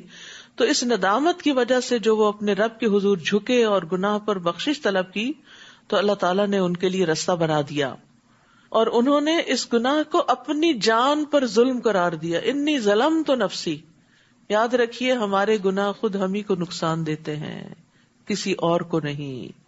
نبی صلی اللہ علیہ وسلم معصوم ہونے کے باوجود، گناہوں سے پاک ہونے کے باوجود دن میں 70 سے زیادہ مرتبہ استغفار کرتے تھے اور توبہ کرتے تھے، اور آپ کی اکثر دعا یہ ہوتی تھی اللہم اغفر لی ما اخطأت وما تعمدت وما اسررت وما اعلنت وما جہلت وما تعمدت، اے اللہ میرے ان گناہوں کو معاف فرما جو میں نے غلطی سے کیے، اور جو میں نے جان بوجھ کر کیے، اور جو میں نے چھپ کر کیے، اور جو میں نے علانیہ طور پر کیے، نادانی میں کیے یا جانتے بوجھتے کیے۔ اسی طرح نماز میں بھی گناہوں سے بخشش کی دعا کرنی چاہیے۔ جب التحیات آپ پڑھتے نا تو آخر میں آ کر اللہم انی ظلمت نفسی ظلما کثیرا، پھر یہ عہد کیا کہ اے میرے رب تو نے مجھ پر جو انعام کیا ہے یعنی معاف کر کے، میں کبھی مجرموں کا مددگار نہیں بنوں گا۔ یہ ہے شکر ادا کرنا کہ آئندہ سے ایسی کوئی غلطی نہیں ہوگی۔ پھر دوسرے دن صبح سویرے ڈرتے ڈرتے اور خطرے کو بھانپتے ہوئے شہر میں داخل ہوئے تو کیا دیکھتے ہیں کہ وہی شخص جس نے کل ان سے مدد مانگی تھی آج پھر ان سے فریاد کر رہا ہے۔ موسیٰ نے جواب دیا تو صریح گمراہ شخص ہے، یعنی تو وہی ہے جس نے کل مجھے بہکایا تھا، آج پھر وہی کر رہے ہو۔ پھر جب موسیٰ نے ارادہ کیا کہ اس شخص کو پکڑ لیں جو ان لوگوں کا دشمن تھا تو وہ پکار اٹھا، موسیٰ کیا تم مجھے بھی مار ڈالنا چاہتے ہو جیسے کل تم نے ایک آدمی کو مار ڈالا تھا؟ تم تو ملک میں جبار بن کر رہنا چاہتے ہو، اصلاح نہیں کرنا چاہتے۔ اور اس واقعے کے بعد ایک شخص شہر کے پرلے کنارے سے دوڑتا ہوا آیا، کیونکہ اب موسیٰ علیہ السلام کے قتل کی خبر عام ہو چکی تھی۔ کہنے لگا موسیٰ اہل دربار تیرے متعلق مشورہ کر رہے ہیں کہ تمہیں قتل کر ڈالیں، لہٰذا یہاں سے نکل جاؤ، میں یقیناً تمہارا خیر خواہ ہوں۔ پہلی دفعہ موسیٰ کو قتل کرنے کا خطرہ ان کی پیدائش کے سال کی وجہ سے تھا، دوسری دفعہ پھر وہی زندگی میں مشکل آ گئی۔ بعض اوقات ایسا بھی ہوتا ہے تو انسان سوچتا ہے یہ بار بار میرے ساتھ ہی ایسا کیوں ہوتا ہے؟ اللہ کے نبیوں کے ساتھ اس طرح کے بڑے بڑے امتحان آئے ہیں تو ہم کیا چیز ہیں؟ چنانچہ موسیٰ ڈرتے ڈرتے اور ہر طرف سے خطرے کو بھانپتے ہوئے نکلے، یعنی احتیاطی تدابیر بھی اختیار کی اور دعا بھی کی۔ قال رب نجنی من القوم الظالمین، اے میرے رب مجھے ان ظالم لوگوں سے بچا لے۔ پھر جب انہوں نے مدین کی طرف رخ کیا تو کہنے لگے امید ہے میرا رب مجھے ٹھیک راستے میں ڈال دے گا۔ آپ دیکھ رہے ہیں یہاں ہر مرحلے پر موسیٰ علیہ السلام دعا کر رہے ہیں، ہر موقع پر اللہ کے ساتھ اپنا کنیکشن مضبوط کر رہے ہیں کہ مجھے امید ہے میرا رب مجھے سیدھا راستہ دکھائے گا۔ تو انسان راستے کی رہنمائی میں بھی اللہ کا محتاج ہے۔ جب کبھی راستہ بھول جائے نا اور آپ کا GPS بھی راستہ بھول جائے تو پھر یہ دعا ضرور پڑھیں، عسیٰ ربی ان یہدینی سواء السبیل۔ سواء السبیل کا مطلب یہ بھی ہے کہ اللہ تعالیٰ مجھے ایسے راستے پہ چلا کہ جو کسی مشقت کے بغیر ہے، بالکل ہموار ہے، مقصد تک پہنچانے والا ہے۔ پھر جب وہ مدین کے کنویں پر پہنچے تو دیکھا کہ بہت سے لوگ اپنے جانوروں کو پانی پلا رہے ہیں، اور ان سے ہٹ کر ایک طرف 2 عورتیں اپنی بکریوں کو روکے ہوئے کھڑی ہیں۔ موسیٰ نے ان سے پوچھا تمہارا کیا معاملہ ہے؟ وہ کہنے لگی ہم اس وقت تک پانی نہیں پلا سکتی جب تک یہ چرواہے پانی پلا کر واپس نہ چلے جائیں، اور ہمارا باپ بہت بوڑھا ہے۔ یعنی جچے تلے جامع الفاظ میں انہوں نے اپنا مدعا بیان کر دیا۔ چنانچہ موسیٰ نے ان عورتوں کی بکریوں کو پانی پلا دیا، بغیر کسی لالچ کے آگے بڑھ کر دوسرے کی خیر اور بھلائی کا کام کر دیا۔ پھر ایک سائیدار جگہ پر جا بیٹھے اور کہا ربی انی لما انزلت الی من خیر فقیر، اے میرے رب جو بھلائی بھی تو مجھ پر نازل کرے میں اس کا محتاج ہوں۔ پرفیکٹ ایگزامپل ہے اخلاص کے ساتھ لوگوں کی خدمت اور مدد اور صلہ صرف اللہ سے چاہنا، دعا اللہ سے کہ یا اللہ تجھ سے خیر کا محتاج ہوں۔ یہ نہیں کہا کہ دیکھو میں نے تمہارے ساتھ یہ بھلا کیا ہے میری بھی تم کچھ مدد کرو، کوئی توقع ہی نہیں رکھی اور ان کے کہنے کے بغیر ہی ان کی مدد کر دی۔ تو یاد رکھیے کہ اللہ کو یہ بات بڑی پسند ہے کہ ہم لوگوں سے توقعات نہ رکھیں، اپنے رب سے رکھیں، اور یہ بھی کہ ہم جب رب سے مانگیں تو اپنے فقیر ہونے کا اظہار کریں، عاجزی کا، اللہ میں فقیر ہوں، محتاج ہوں۔ پھر اللہ کے سامنے اپنے ہاتھ پھیلائیں، کیونکہ اللہ تعالیٰ کو اس بات سے شرم آتی ہے کہ کوئی بندہ اس کے آگے اپنے دونوں ہاتھ پھیلائے اور وہ ان میں کوئی خیر نہ ڈالے۔ پھر اسی طرح یہ ہے کہ جو مسلمان اپنا چہرہ اللہ عز و جل کے سامنے گاڑ کر کسی چیز کا سوال کرتا ہے، اللہ اسے وہ چیز ضرور عطا کر دیتا ہے، خواہ جلدی عطا کرے یا اس کے لیے ذخیرہ کر کے رکھے۔ گاڑ کے کیسے؟ جیسے آپ سجدہ کرتے ہیں نا تو سجدے میں پڑھ کے بس جیسے میں نے سر نہیں اٹھانا جب تک میری دعا قبول نہ ہو جائے، اور اس میں آپ اپنے رب کو قریب ترین محسوس بھی کریں. تو اگر اس اعتبار سے دعا کریں گے تو دعا قبول ہوگی انشاءاللہ. تو اللہ سبحانہ وتعالیٰ نے موسیٰ علیہ السلام کو خیر عطا کر دی, انہیں علم اور حکمت عطا کیا تھا. پھر اللہ نے موسیٰ علیہ السلام کو قتل سے نجات دی. پھر یہ کہ ایک متکبر بادشاہ کے ہوتے ہوئے ان کی کامل تربیت کی, ان کے دین کی بھی حفاظت کی, اور جس جگہ پر جس محل میں ان کا آنا جانا تھا وہاں جو غلط نظریات اور عقائد تھے اور جو ماحول کی خرابی تھی اس سے بھی اللہ نے بچایا. اور پھر اللہ نے موسیٰ علیہ السلام کے ہاتھوں قوم کو چھٹکارا بھی دلایا, اور پھر موسیٰ علیہ السلام کو خوف خطرے کی حالت میں ایسے علاقے کی طرف رہنمائی کی جہاں ان کے لیے رہائش کا بھی بندوبست ہوا. اس دعا کے بعد شادی کا بھی ہوا, جاب بھی لگ گئی, سارے کام ہو گئے. اتنے میں ان دونوں عورتوں میں سے ایک عورت حیا کے ساتھ ان کے پاس چلتی ہوئی آئی اور کہنے لگی, آپ نے ہماری بکریوں کو جو پانی پلایا ہے تو میرا باپ آپ کو بلاتا ہے تاکہ آپ کو اس کا صلہ دے. پھر جب موسیٰ اس شخص کے پاس آئے اور انہیں اپنا سارا حال سنایا تو اس نے کہا, ڈرو نہیں, تم نے ان ظالموں سے نجات پا لی. یعنی یہ دوسرا علاقہ ہے, یہاں فرعون کی حکومت نہیں ہے. اور یہاں اللہ تعالیٰ خاص طور پر اس لڑکی کی حیا کا ذکر کرتے ہیں. تو گویا حیا ایسی صفت ہے جو اللہ تعالیٰ کو پسند ہے. حیا ایمان کا حصہ ہے. دونوں کو ایک دوسرے کے ساتھ اکٹھا کر دیا گیا, جب ایک اٹھتا ہے تو دوسرا بھی اٹھ جاتا ہے. رسول اللہ صلی اللہ علیہ وسلم نے فرمایا, حیا ایمان کا حصہ ہے اور ایمان کا تعلق جنت سے ہے. ایک اور روایت میں آتا ہے, حیا سراسر خیر ہے. آپ صلی اللہ علیہ وسلم پردہ نشین کنواری لڑکیوں سے بھی زیادہ حیا دار تھے. تو یہ حیا ہمارے دین کا امتیازی نشان ہے. ان میں سے ایک بولی, ابا جان اسے اجرت پر رکھ لیجئے. بہترین آدمی جسے آپ اجرت پر رکھنا چاہیں وہی ہو سکتا ہے جو طاقتور اور امین ہو. طاقتور اور امین ہو. لیکن یہ دو کوالٹیز اکٹھی ہونا بہت مشکل ہوتا ہے. جو لوگ کام جانتے ہوتے ہیں, اسمارٹ ہوتے ہیں, وہ عام طور پر خیانت کرتے ہیں, وہ مالک کے ساتھ بھی کھیل جاتے ہیں. اور جو طاقتور نہیں ہوتے ذہنی طور پر یا جسمانی طور پر, وہ امانت دار ہوتے ہیں لیکن پھر کام کے نہیں ہوتے. یعنی ایک شخص بہت امانت دار ہے, کام ہی نہیں آتا اس کو, تو آپ کیا کریں گے اس سے؟ تو اس لیے جب بھی آپ دعا کریں کہ اللہ تعالیٰ مجھے مددگار عطا کر, تو ساتھ یہ بھی کہ اللہ قوی اور امین عطا کر. کیونکہ ہمارا دین ہمیں یہ تعلیم بھی دیتا ہے کہ جب کسی کو کوئی عہدہ دیا جائے, جب کسی کو کوئی امانت سپرد کی جائے, تو اس کے اندر یہ دو خوبیاں ضرور ہوں کہ وہ امانت کا حق ادا کرنے والا ہو, اور دوسرے یہ کہ اس کے اندر اس کام کے کرنے کی صلاحیت ہو. شعیب نے کہا, یعنی وہ جو ان بچیوں کے باپ تھے ان کے بارے میں آتا ہے, ان کا نام شعیب تھا, موسیٰ میں چاہتا ہوں کہ اپنی دونوں بیٹیوں میں سے ایک کا تجھ سے اس شرط پر نکاح کر دوں کہ تم میرے ہاں 8 برس ملازمت کرو, اور اگر 10 سال پورے کر دو تو تمہاری طرف سے مہربانی ہے. میں اس معاملے میں تم پر سختی نہیں کرنا چاہتا, انشاءاللہ تم مجھے نیک لوگوں میں سے پاؤ گے. تو گویا انہیں آئندہ 8 سال وہاں رہنا تھا, اس کی انہوں نے کمٹمنٹ کی. موسیٰ نے جواب دیا, یہ بات میرے اور آپ کے درمیان طے ہو گئی. ان دونوں مدتوں میں سے جو بھی میں پوری کر دوں اس کے بعد پھر کوئی زیادتی مجھ پر نہ ہو, اور جو کچھ قول و قرار ہم کر رہے ہیں اللہ اس پر نگہبان ہے. اپنا گھر, وطن, رشتہ دار, قوم, قبیلہ سب کچھ چھوڑ کے محروم ہو گئے, جدائی ہو گئی.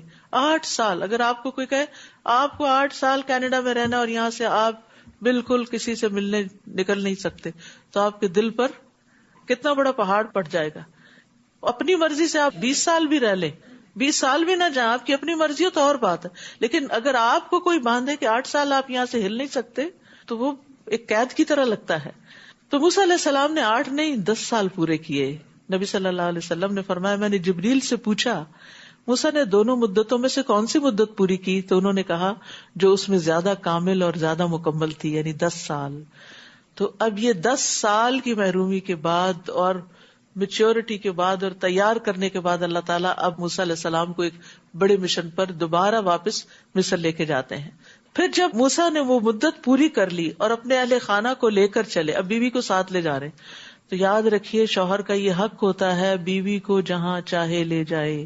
شادی کے بعد آپ کا کوئی اختیار باقی نہیں رہتا کہ آپ پابند کریں. ہاں, یہ کوئی لمیٹڈ عرصے کے لیے, جیسے انہوں نے کیا تھا کہ 8 سال یہاں رہنا ہوگا تو وہ الگ بات ہے، وہ شادی کی ٹرمز اینڈ کنڈیشنز میں کوئی بات لکھی جا سکتی ہے، لیکن مستقل طور پر باؤنڈ کر لینا تو یہ درست نہیں، کیونکہ شادی کے بعد شوہر کا حق ہوتا ہے کہ وہ بیوی کو اپنے ساتھ لے جائے، چاہے دوسرے ملک ہی لے جائے. تو پھر موسیٰ نے جب وہ مدت پوری کر لی اور اپنے اہل خانہ کو لے کر چلے تو طور پہاڑ کے ایک طرف انہیں آگ نظر آئی. انہوں نے اپنے اہل خانہ سے کہا تم یہاں ٹھہرو، میں نے ایک آگ سی دیکھی ہے، شاید میں وہاں سے تمہارے لیے کچھ راستے کی خبر یا آگ کا کوئی انگارہ ہی اٹھا لاؤں تاکہ تم تاپ سکو. ظاہر رات کا وقت تھا، ٹھنڈک تھی، تو موسیٰ علیہ السلام اپنے گھر والوں کی خدمت کے لیے نکلے. اس سے ہی پتہ چلتا ہے کہ سفر کے دوران ہسبینڈ کو بیوی بچوں کا بہت خیال رکھنا چاہیے، ان کی سردی گرمی کا، ٹیمپریچر کا. یہ نہیں کہ اپنی مرضی کا کار میں ٹیمپریچر سیٹ کر لیا، بیوی بچے چلاتے رہے، نہیں، ان کا بھی دھیان رکھنا چاہیے کہ انہیں کیا ضرورت ہے. پھر یہ کہ راستے میں کھانے پینے کا بھی اور باقی ضروریات کا بھی، کیونکہ مرد کو اللہ نے جو قوام بنایا ہے تو اسی وجہ سے بنایا ہے کہ وہ ان چیزوں کی ٹیک کیئر کرے. شکر ہے موسیٰ علیہ السلام نے بیوی سے نہیں کہا کہ جاؤ وہ آگ نظر آ رہی ہے کچھ لے آؤ وہاں سے. آج کل تو یہی ہو رہا ہے کہ تم ہی کراؤ سب کام. پھر جب موسیٰ وہاں پہنچے تو وادی کے کنارے مبارک خطے کے ایک درخت سے آواز آئی کہ اے موسیٰ، میں ہی اللہ ہوں، سارے جہانوں کا رب. سبحان اللہ. جب انسان خیر کے کام کرتا رہتا ہے نا اور خیر کے کام سے نکلتا ہے تو اللہ تعالیٰ خیر ہی عطا کرتا ہے. آپ دیکھیں کہ وہ گھر والوں کی خدمت کے لیے نکلے تھے، اللہ نے کتنی بڑی خیر عطا کر دی. اللہ تعالیٰ ہم کلام ہوئے. یاد رکھیے، نیکی نیکی کے دروازے کھولتی ہے اور برائی سے برائی لازم آتی ہے. تو جب کبھی نیکی کے کسی کام کا پتہ چلے، کوئی اپرچونٹی ملے، گھر گزرے، آپ کو نہیں معلوم وہاں سے آپ کو کیا خیر ملے. مدین گئے، وہاں خیر کا کام کیا تو اللہ نے رہنے کا انتظام کر دیا. واپسی پہ سفر کے دوران خیر کا کام کیا، گھر والوں کا خیال رکھا تو اللہ تعالیٰ نے نبوت سے نواز دیا. اور اللہ نے حکم دیا کہ اپنی لاٹھی پھینکو. پھر جب موسیٰ نے اس پھینکی ہوئی لاٹھی کو دیکھا تو وہ یوں حرکت کر رہی تھی جیسے کوئی سانپ ہے. موسیٰ پیٹ پھیر کر پیچھے ہٹے اور پیچھے مڑ کر بھی نہ دیکھا، ڈر گئے. اللہ تعالیٰ نے فرمایا آگے بڑھو اور ڈرو نہیں، تمہیں کچھ نہیں ہوگا. نیز اپنا ہاتھ اپنے گریبان میں ڈالو، وہ بغیر کسی تکلیف کے چمکتا ہوا نکلے گا. اور اگر ڈر محسوس ہو تو اپنا بازو اپنے جسم سے لگا لو. یہ ان کے لیے بھی تھا اور ہمارے لیے. کبھی خوف محسوس ہو رہا نا تو دل پہ ہاتھ رکھ لیا کر. اکثر لوگ رکھتے بھی ہیں، کہتے دیکھو میرا دل کتنا دھڑک رہا ہے. تو جب آپ دل پہ ہاتھ رکھتے ہیں تو وہ دل کو قرار آنے لگتا ہے، یعنی اس کو تھپکی ملتی ہے اور اس کو تسلی ہوتی ہے اور آپ ٹھیک ہونے لگتے ہیں، کیونکہ خوف کا تعلق دل کے ساتھ ہے. یہ تیرے رب کی طرف سے 2 معجزے ہیں جنہیں تم فرعون اور اس کے درباریوں کے سامنے پیش کر سکتے ہو.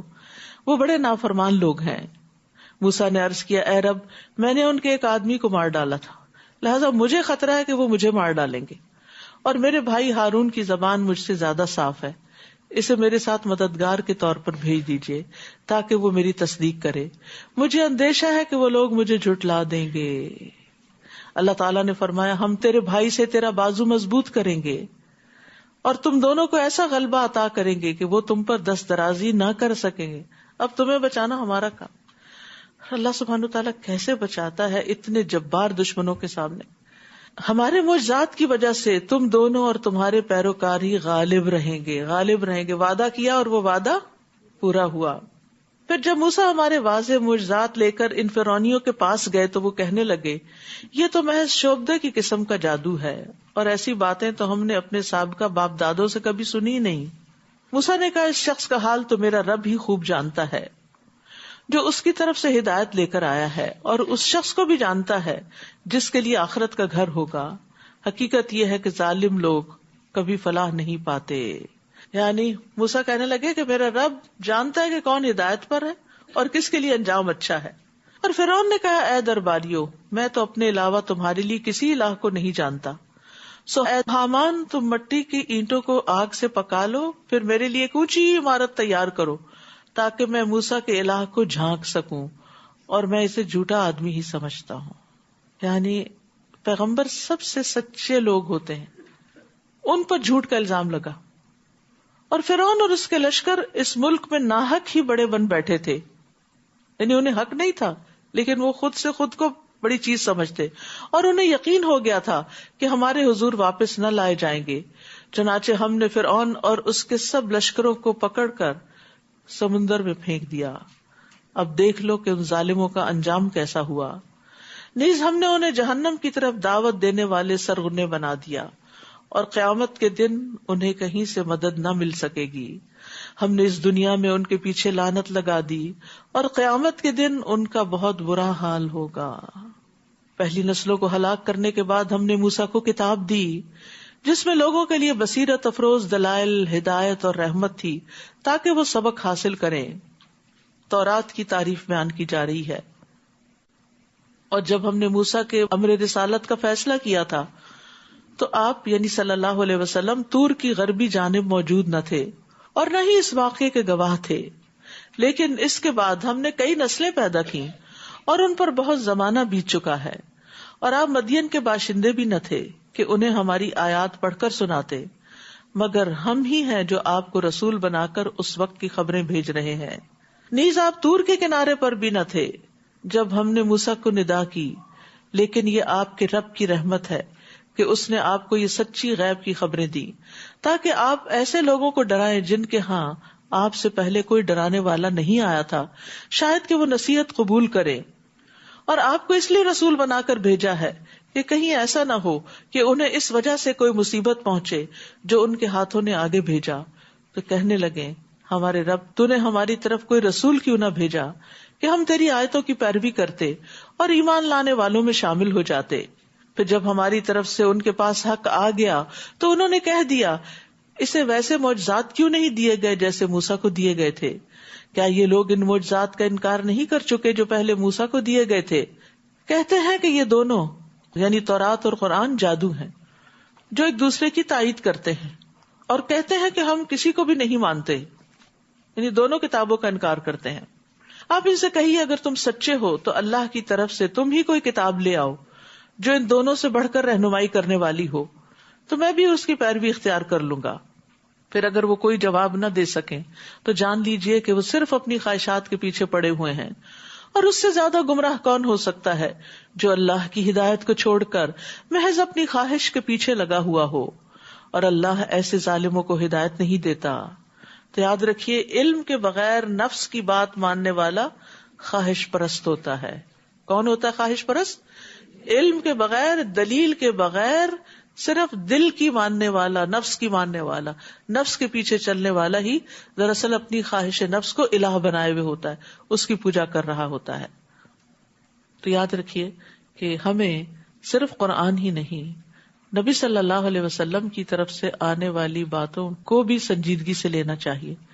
یعنی حدیث کا بھی انکار نہیں کرنا چاہیے کہ یہ حدیث تو میرے دل کو نہیں لگتی، اور یہ تو میری عقل میں نہیں آتی، اور یہ تو میری سمجھ میں نہیں آتی.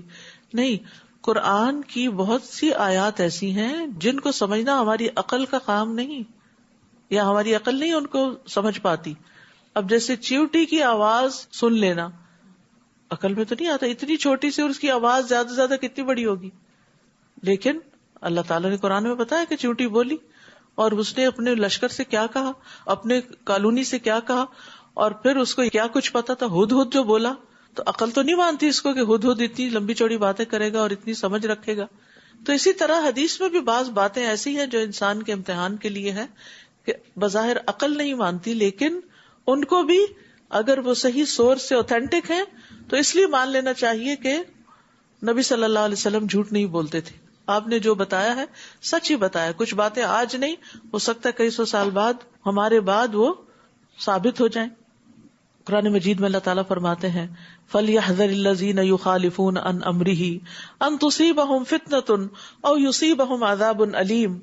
سو لازم ہے کہ وہ لوگ ڈریں جو اس کا حکم ماننے سے پیچھے رہتے ہیں کہ انہیں کوئی فتنہ آ پہنچے یا انہیں دردناک عذاب آ پہنچے. تو اپنی رائے کو، اپنی لاجک کو، اپنی عقل کو قرآن و سنت سے آگے رکھنا جو ہے یہ درست نہیں. اس بات سے ڈرنا چاہیے. اور ہم انہیں لگاتار نصیحت کی باتیں پہنچاتے رہے ہیں تاکہ وہ نصیحت کو قبول کریں. جن لوگوں کو ہم اس سے پہلے کتاب دے چکے ہیں یعنی تورات، وہی اس کتاب پر ایمان لاتے ہیں، یعنی اس میں سے جو مسلمان ہو گئے ہیں. اور جب انہیں پڑھ کر سنایا جاتا ہے یعنی قرآن تو کہتے ہیں ہم اس بات پر ایمان لاتے ہیں کہ یہ قرآن ہمارے رب کی طرف سے سچی کتاب ہے، ہم تو اس سے پہلے بھی اللہ کے سچے فرما بردار تھے. اولئک یؤتون اجرہم مرتین، یہی لوگ ہیں جن کا اجر 2 بار دیا جائے گا اس ثابت قدمی کے بدلے جو انہوں نے دکھائی ہے، اور وہ برائی کا جواب بھلائی سے دیتے ہیں، اور جو کچھ ہم نے انہیں دے رکھا ہے اس میں سے وہ خرچ کرتے ہیں. تو اس سے کیا پتہ چلتا ہے کہ اہل کتاب میں سے اگر کوئی اپنے نبی کو مانتا ہے، اپنی کتاب کو مانتا ہے، اور ساتھ محمد صلی اللہ علیہ وسلم کا اقرار کرتا ہے اور قرآن کو بھی مانتا ہے، تو اس کے لیے دگنا اجر ہے، یعنی دوہرا ایمان دوہرا اجر. پھر ان کی خوبی کیا ہے؟ نمبر 1 صبر، اور نمبر 2 برائی کو اچھائی سے دور کرتے ہیں، اور نمبر 3 رزق خرچ کرتے ہیں، اللہ کے راستے میں دیتے ہیں.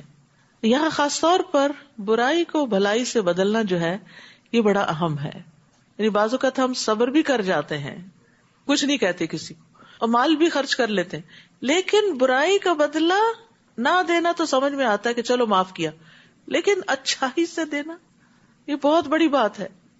یہ بہت بڑے صبر کی بات ہوتی کہ کوئی آپ سے برا کرے اور آپ اس پر احسان کریں، جو آپ کو اکنالج ہی نہ کرے. کہیں آپ کسی مجلس میں ہو، شادی میں، خوشی میں، غمی میں، اور وہ آپ کو اکنالج بھی نہ کرے اور وہ یہ سوچے کہ گویا آپ ایگزسٹ ہی نہیں کرتے. ایسے لوگوں کو اٹھ کے جا کے خود سلام کرنا، اور پھر اگر وہ ضرورت مند ہے تو ان کی ضرورت پوری کرنا، اور ان کے ساتھ اور ان کے بچوں کے ساتھ احسان اور بھلائی کرنا، یہ بہت اعلیٰ درجے کی، بہت بلند مقام لوگوں کی کوالٹیز ہوتی ہیں.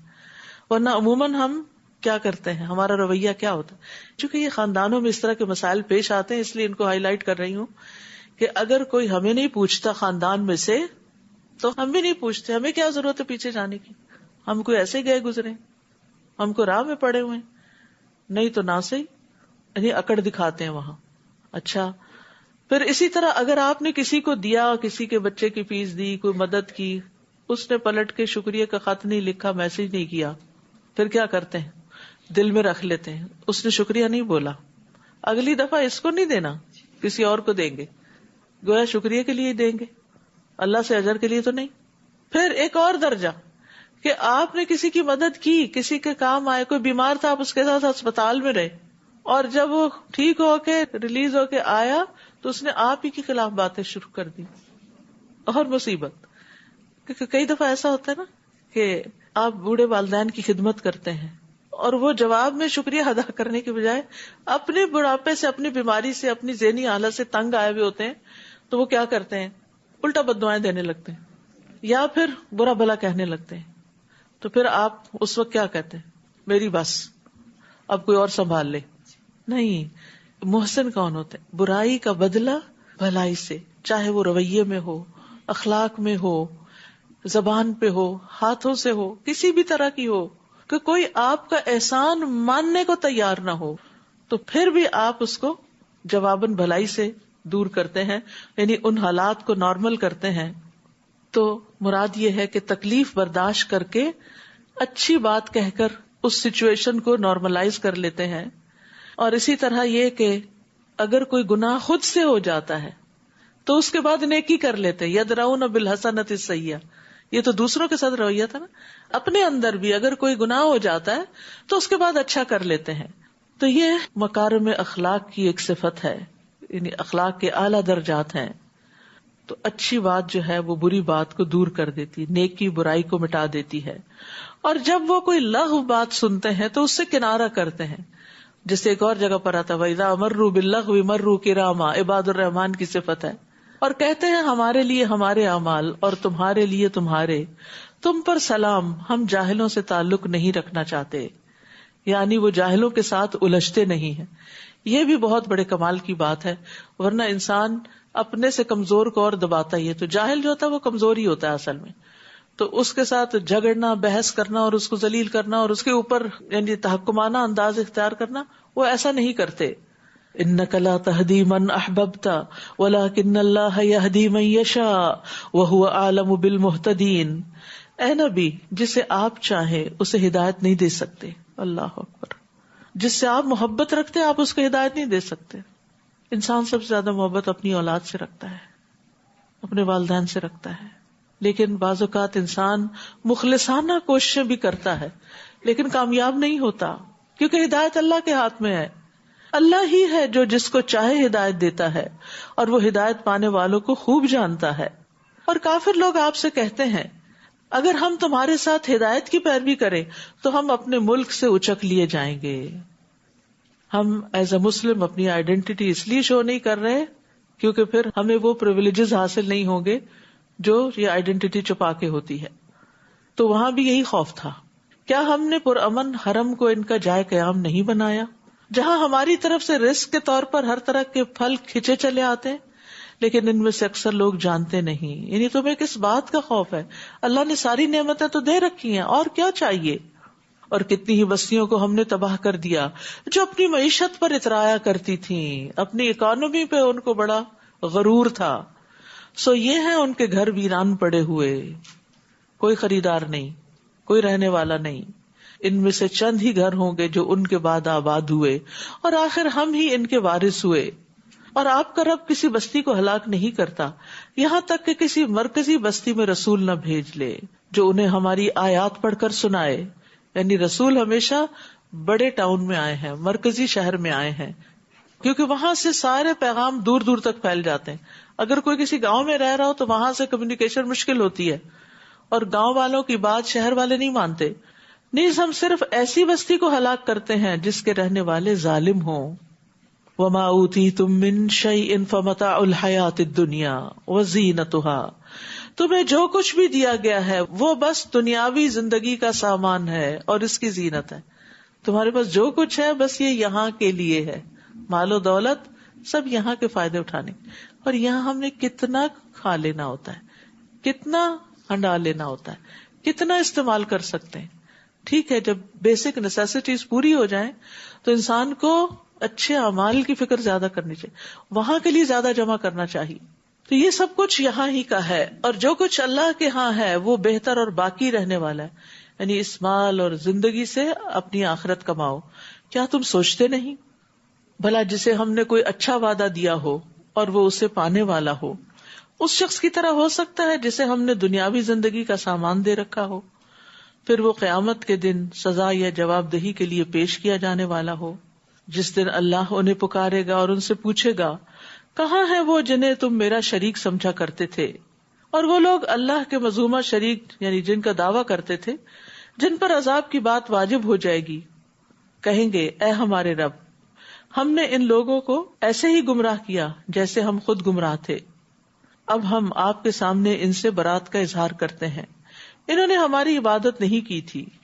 اور ان پیروکاروں سے کہا جائے گا اب اپنے شریکوں کو مدد کے لیے پکارو، چنانچہ وہ پکاریں گے مگر یہ شریک انہیں کوئی جواب نہیں دیں گے، اور سب کے سب عذاب دیکھ لیں گے.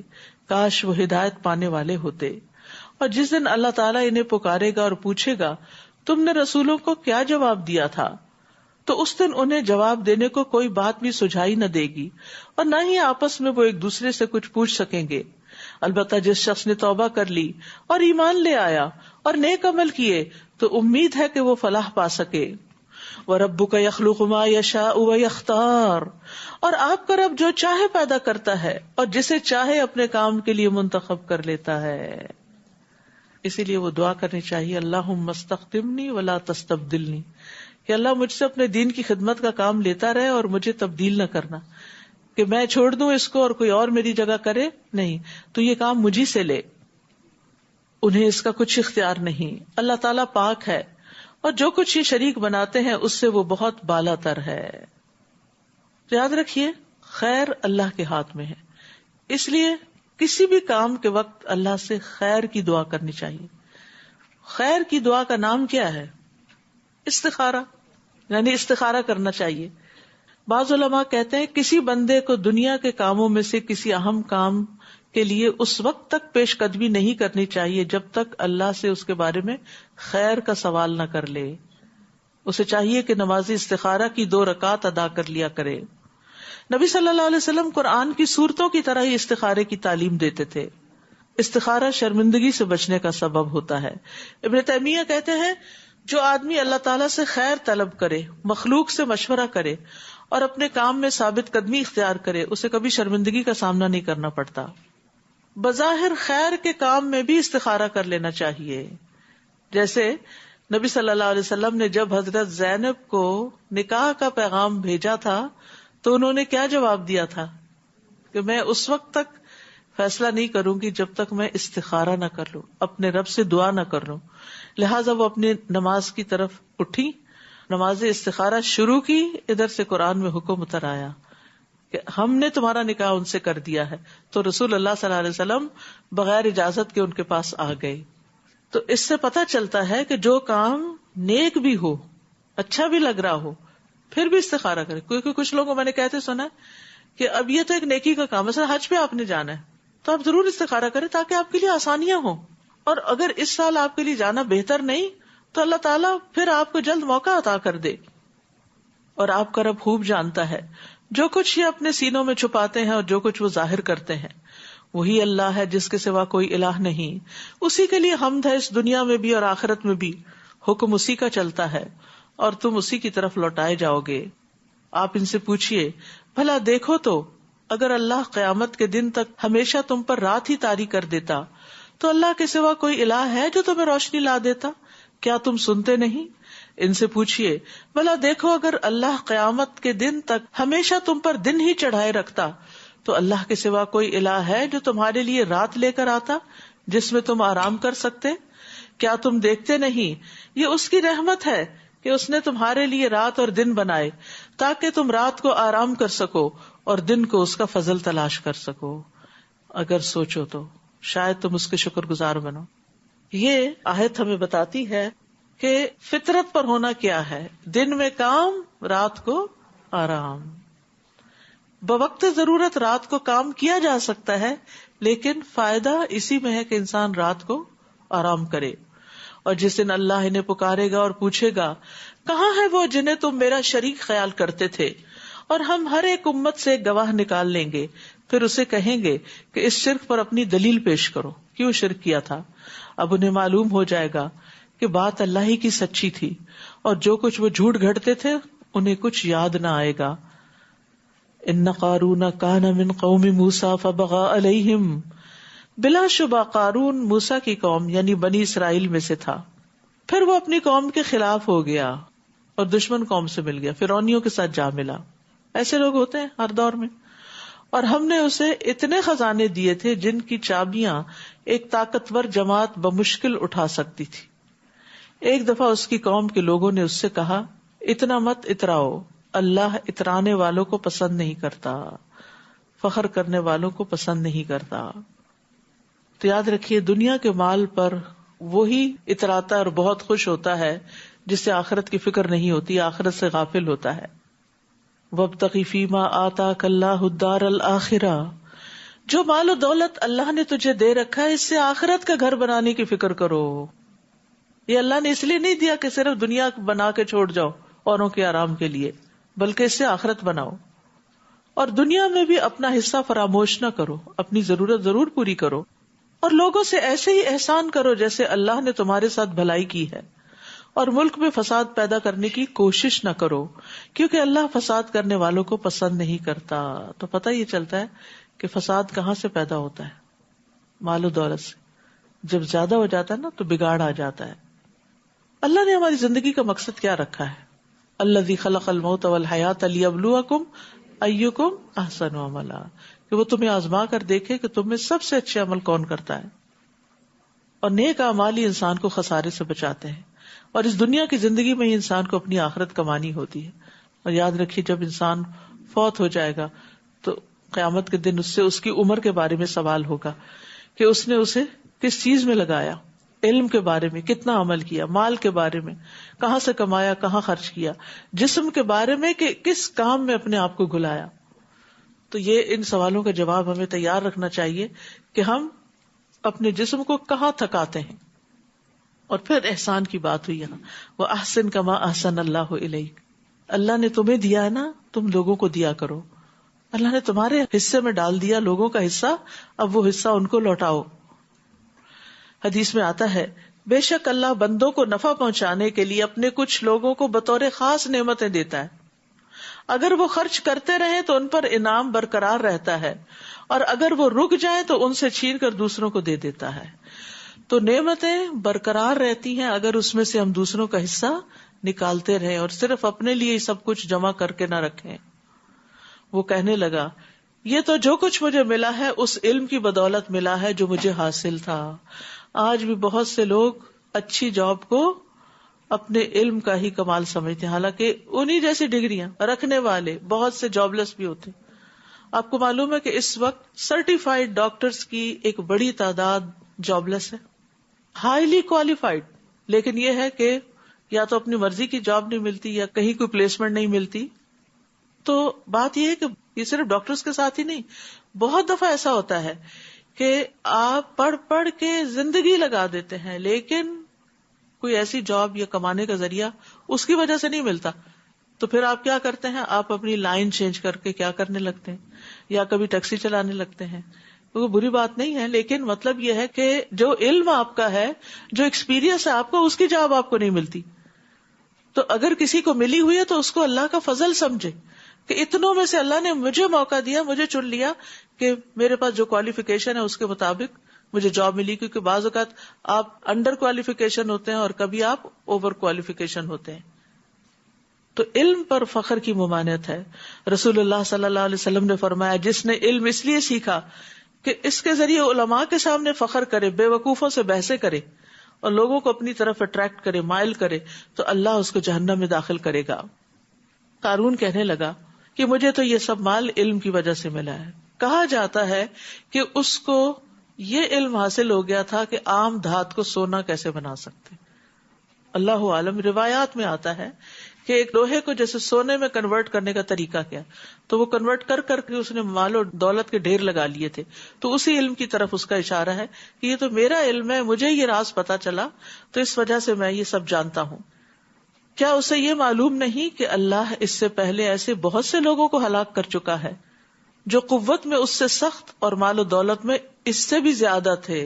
قارون سے بھی زیادہ دولت تھی لوگوں کے پاس، لیکن پھر بھی اللہ نے ان کو ہلاک کر دیا اور مجرموں کے گناہوں کے متعلق ان سے نہ پوچھا جائے گا. پھر ایک دن وہ اپنی قوم کے لوگوں کے سامنے بڑے ٹھاٹ باٹ سے نکلا. جو لوگ دنیا کی زندگی کے طلبگار تھے وہ کہنے لگے کاش ہمیں بھی وہی کچھ میسر ہوتا جو قارون کو دیا گیا، وہ تو بڑے نصیبے والا ہے. یہ ایک فطری سی انسان کی کمزوری ہے کہ جب وہ کسی کے پاس زیادہ اچھی گاڑی دیکھتا ہے یا اچھا گھر دیکھتا ہے یا اچھی اولاد دیکھتا ہے تو اس کو تمنا ہوتی ہے کہ کاش میرے پاس بھی یہ سب کچھ ہوتا. مگر جن لوگوں کو علم دیا گیا، اب علم والوں کی پہچان دیکھیے، اصل علم والے کون ہوتے ہیں. وہ جانتے ہیں کہ اس دنیاوی چکا چوند کی حقیقت کیا ہے اور یہ ریجھنے کی چیزیں نہیں ہیں کہ نہیں معلوم کسی نے حلال سے حاصل کی ہیں یا حرام سے حاصل کی ہیں اور وہ اس کے لیے کتنی وبال جان ہے. تو جن لوگوں کو علم دیا گیا تھا، یعنی دین کا علم تھا، وہ کہنے لگے جو شخص ایمان لائے اور نیک عمل کرے تو اس کے لیے اللہ کے ہاں جو ثواب ہے وہ اس سے بہتر ہے، اس دولت کے ڈھیر سے بہتر ہے، اور وہ ثواب صبر کرنے والوں کو ہی ملے گا. وَلَا يُلَقَّاهَا إِلَّا الصَّابِرُونَ. یاد رکھیے علم تقاضا کرتا ہے کہ انسان آخرت کی خشیت زیادہ رکھے، دنیا کے مقابلے میں دنیا کی رونقوں سے زیادہ متاثر نہ ہو، اور پھر انسان صبر کے ساتھ زندگی بسر کرے. یہ کون سے صابر ہیں؟ جو دنیا کی زینت اور رونق سے صبر کیے ہوئے کہ اس میں بہت آگے نہیں جاتے اور اپنی خواہشات کو کنٹرول میں رکھتے ہیں. اور آپ دیکھیے ویسے بھی علم کب حاصل ہوتا ہے؟ جب آپ دنیا پہ کمپرومائز کرتے ہیں، اور خاص طور پر اس ملک میں جہاں آپ کے پاس جاب ہے، جہاں آپ کے پاس کمانے کے مواقع ہیں، جہاں آپ بہت فلرش کر سکتے ہیں، تو پھر آپ اس وقت میں سے وقت نکالتے ہیں اپنے دین کے لیے بھی. تو یہ بہت صبر کی بات بھی ہے اور بڑے اجر کی بات بھی ہے، کیونکہ جب انسان کو دنیا کھلی مل رہی ہو اور پھر اس سے رک کر انسان کہتا نہیں میں نے اپنی آخرت کے لیے بھی اتنے گھنٹے لگانے. بعض اوقات ہم دنیاوی کامیابی کے لیے والنٹیئر بھی کرتے رہتے ہیں، لیکن آخرت کے لیے والنٹیئر کرنا بعض اوقات مشکل ہوتا ہے، تو صبر سے کام لینا پڑتا ہے. اگر آپ سلف کے احوال جانیں، امام بخاری نے کیسے علم حاصل کیا اور دیگر لوگوں نے کس طرح ہزاروں میل کے سفر انہوں نے پیدل طے کیے، روکھے سوکھے پہ گزارا کیا، سخت مشقتیں برداشت کی، اور پھر سارا دن پڑھتے تھے. روایتوں میں آتا ہے کہ بعض سلف اپنا سارا دن علم کی مجلس سے پر کر لیتے، ایک مجلس ختم نہ ہوتی کہ دوسری کی طرف چلے جاتے، یہاں تک کہ ان کو اپنے کھانے کے لیے اور پکانے کے لیے بھی وقت نہ ملتا تو کبھی کبھی صرف کچا کھا کے گزارا کرتے تھے، یعنی پکانے کے لیے بھی وقت نہیں ہوتا تھا. لیکن اس سارے صبر کے ذریعے انہوں نے دین کا علم حاصل کیا، جس سے خود بھی فائدہ اٹھایا اور کثیر مخلوق کو فائدہ پہنچایا. اگر یہ لوگ محنتیں نہ کرتے، قربانیاں نہ کرتے، تو آج یہ سب علم ہمارے پاس اتنا صاف ستھرا ہو کے کیسے پہنچتا. پھر ہم نے قارون اور اس کے گھر کو زمین میں دھنسا دیا تو اس کے حامیوں کی کوئی جماعت ایسی نہ تھی جو اللہ کے مقابلے میں اس کی مدد کرتی، اور نہ ہی وہ خود بدلہ لے سکا. اب وہی لوگ جو کل تک قارون کے رتبے کی تمنا کر رہے تھے، مالدار بننا چاہتے تھے، کہنے لگے افسوس ہماری حالت پر، اللہ ہی اپنے بندوں میں سے جس کا چاہے رزق کشادہ کر دیتا ہے اور جس کا چاہے تنگ کر دیتا ہے. اگر اللہ ہم پر احسان نہ کرتا تو ہمیں بھی زمین میں دھنسا دیتا. افسوس اصل بات یہی ہے کہ کافر لوگ فلاح نہیں پا سکتے، کیونکہ المرء مع من احبہ ہے نا، انسان جس سے محبت کرتا ہے، مال والوں سے محبت کرتا ہے، پھر انہی کے ساتھ ہی اٹھایا جائے گا. تو چونکہ اللہ نے ان کو دین کی سمجھ دی تھی تو یہ ڈر گئے کہ شکر ہے ہمارا انجام بھی قارون کے ساتھ نہیں ہوا، ہم بھی وہی تمنا کر رہے تھے جو قارون کے پاس تھا. تلک الدار الآخرۃ نجعلها للذین لا یریدون علوا فی الارض ولا فسادا والعاقبۃ للمتقین. یہ آخرت کا گھر تو ہم ان لوگوں کے لیے مخصوص کر دیتے ہیں جو زمین میں بڑائی یا فساد نہیں چاہتے. یہ آخرت کا گھر کس کے لیے؟ جو زمین میں بڑائی نہیں چاہتے، تکبر نہیں کرتے، دوسروں کو کنٹرول کرنے کی خواہش نہیں رکھتے اور فساد نہیں کرتے. کیونکہ جب انسان ہمیشہ یہ چاہے کہ میری ہی مرضی چلے اور پتا بھی گھر کا نہ ہلے میری مرضی کے بغیر، تو پھر یہ علو کی خواہش کہ میں ہی سب سے بڑا ہوں، میری ہی سنی جائے، مجھے ہی زیادہ امپورٹنس دی جائے. کچھ لوگ ایسے بھی ہوتے ہیں نا کہ اگر ان کو آپ پوچھیں نا تو ناراض ہو جاتے ہیں. یا یہ کہ بعض خواتین ہی گھروں کے اندر اتنی کنٹرولنگ ہوتی ہیں کہ ان کے شوہر، بچے، بہویں سب ان سے عاجز ہوتے ہیں. تو اس کمزوری سے بھی باہر نکلنا چاہیے. لیٹ گو، کرنے دے لوگوں کو بھی اپنی مرضی، کہ بہت بڑا نقصان نہیں ہوتا. ٹھیک ہے انسان سمجھائے، سب کچھ کرے، لیکن دوسروں کو سانس بھی لینے دے، کچھ سپیس دے، کچھ آزادی دے. اس سے انسان خود بھی راحت میں رہتا ہے اور دوسرے بھی راحت میں رہتے ہیں. اور یہ چھوٹے لیول پر بھی ہے اور بڑے لیول پر بھی. کہیں کسی آرگنائزیشن میں کام کریں یا کسی حکومت کے رکن کے طور پر کام کریں تو دو چیزوں سے پرہیز کرنا چاہیے، ایک بہت بڑا بن کے رہنے کی خواہش اور دوسرے فساد. تو سورۃ القصص کا آغاز فرعون کے ذکر سے ہوا اور اختتام قارون کے ذکر پر ہوا. قصص کے شروع میں فرعون کے معاملے میں اس کی سرکشی کی بات ہوئی اور اس کے علو، اور یہاں پر قارون کے من جاء بالحسنۃ فلہ خیر منہا، جو کوئی نیکی لے کر آئے گا اسے اس سے بہتر نیکی ملے گی. اوپر بھی یہ بات ہو چکی ہے. اور جو برائی لے کر آئے گا تو ایسے لوگوں کو برائیوں کا اتنا ہی بدلہ ملے گا جس قدر انہوں نے کی ہوں گی. ان الذی فرض علیک القرآن لرادک الی معاد، اے نبی بلا شبہ جس اللہ نے آپ پر قرآن نازل کیا ہے وہ آپ کو بہترین انجام کو پہنچانے والا ہے، اپنے وعدے پورے کرنے والا ہے. جس طرح اللہ تعالیٰ نے موسیٰ علیہ السلام سے وعدے پورے کیے، اللہ تعالیٰ آپ سے بھی پورا کرے. ان قصوں کو سنانے کا مقصد کیا تھا؟ آپ کے دل کو تسلی دینا کہ اللہ نے اپنے پچھلے پیغمبروں کے ساتھ بھلائی کا ارادہ کیا تھا اور اللہ تعالیٰ آپ کے ساتھ بھی بھلائی ہی کرے گا، آپ کا انجام بخیر ہی ہوگا. آپ ان کافروں سے کہیے کہ میرا رب خوب جانتا ہے کہ کون ہدایت لے کر آیا ہے اور کون واضح گمراہی میں پڑا ہے، اور آپ کو ہرگز یہ توقع نہ تھی کہ یہ کتاب یعنی قرآن آپ پر نازل کیا جائے گا. یہ تو صرف اللہ کی مہربانی ہے، لہٰذا آپ ہرگز کافروں کے مددگار نہ بنیے. اور ایسا نہ ہونا چاہیے کہ آپ کی طرف سے اللہ تعالیٰ کی آیات نازل ہونے کے بعد کافر آپ کو ان پر عمل پیرا ہونے سے روک دیں. آپ انہیں اپنے رب کی طرف دعوت دیجیے اور شرک کرنے والوں میں شامل نہ ہوں. وَلَا تَدْعُ مَعَ اللَّهِ إِلَٰهًا آخَرَ لَا إِلَٰهَ إِلَّا هُوَ كُلُّ شَيْءٍ هَالِكٌ إِلَّا وَجْهَهُ لَهُ الْحُكْمُ وَإِلَيْهِ تُرْجَعُونَ. اور اللہ تعالیٰ کے ساتھ کسی دوسرے کو الہ مت پکاریں، کیونکہ اللہ کے سوا کوئی الہ نہیں، اس کی ذات کے سوا ہر چیز ہلاک ہونے والی ہے، ہر چیز ختم ہونے والی. كُلُّ مَنْ عَلَيْهَا فَانٍ وَيَبْقَى وَجْهُ رَبِّكَ ذُو الْجَلَالِ وَالْإِكْرَامِ. حکم اسی کا چلتا ہے. لہ الحکم وإلیہ ترجعون، اور تم سب اسی کی طرف لوٹائے جاؤ گے. سورۃ العنکبوت. بسم اللہ الرحمن الرحیم. الف لام میم. احسب الناس ان يتركوا ان يقولوا آمنا وهم لا يفتنون. وَلَقَدْ فَتَنَّا الَّذِينَ مِن قَبْلِهِمْ فَلَيَعْلَمَنَّ اللَّهُ الَّذِينَ صَدَقُوا وَلَيَعْلَمَنَّ الْكَاذِبِينَ. بسم اللہ الرحمن الرحیم. الف لام میم. الف لام میم. احسب الناس ان يتركوا ان يقولوا آمنا وهم لا يفتنون. کیا لوگوں نے یہ سمجھ رکھا ہے کہ اگر انہوں نے کہہ دیا ہے کہ ہم ایمان لائے تو انہیں یوں ہی چھوڑ دیا جائے گا اور ان کی آزمائش نہ کی جائے گی؟ یاد رکھیے، جو بھی ایمان لاتا ہے اس کو آزمایا ضرور جاتا ہے، اور ہر انسان پر آزمائش اس کے دین کے مطابق ہی آتی ہے. سعد رضی اللہ عنہ کہتے ہیں کہ ایک مرتبہ میں نے عرض کیا، اللہ کے رسول، سب سے زیادہ سخت آزمائش کن لوگوں پہ آتی ہے؟ آپ نے فرمایا انبیاء پر، پھر صالحین پر، پھر درجہ بدرجہ عام لوگوں پر. انسان پر آزمائش اس کے دین کے اعتبار سے آتی ہے. اگر دین میں پختگی ہو تو اس کی آزمائش میں مزید اضافہ کر دیا جاتا ہے، اور اگر دین کی کمزوری ہو تو اس میں تخفیف کر دی جاتی ہے.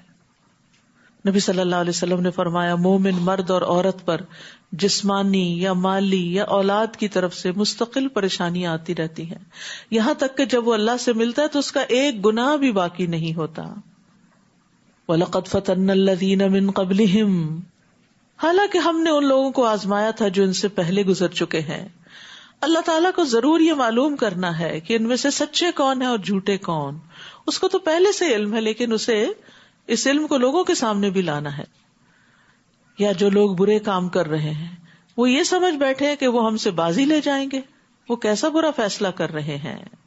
یعنی قیامت کے دن ان کے سارے جھوٹ اور خیانتیں گن گن کے جو رکھی جائیں گی ان کے سامنے لے آئی جائیں گی، اور انصاف کے ساتھ ترازو رکھ دیا جائے گا، اور وہ اللہ تعالیٰ سے بھاگ نہیں سکتے کہ وہ ان کو سزا نہ دے.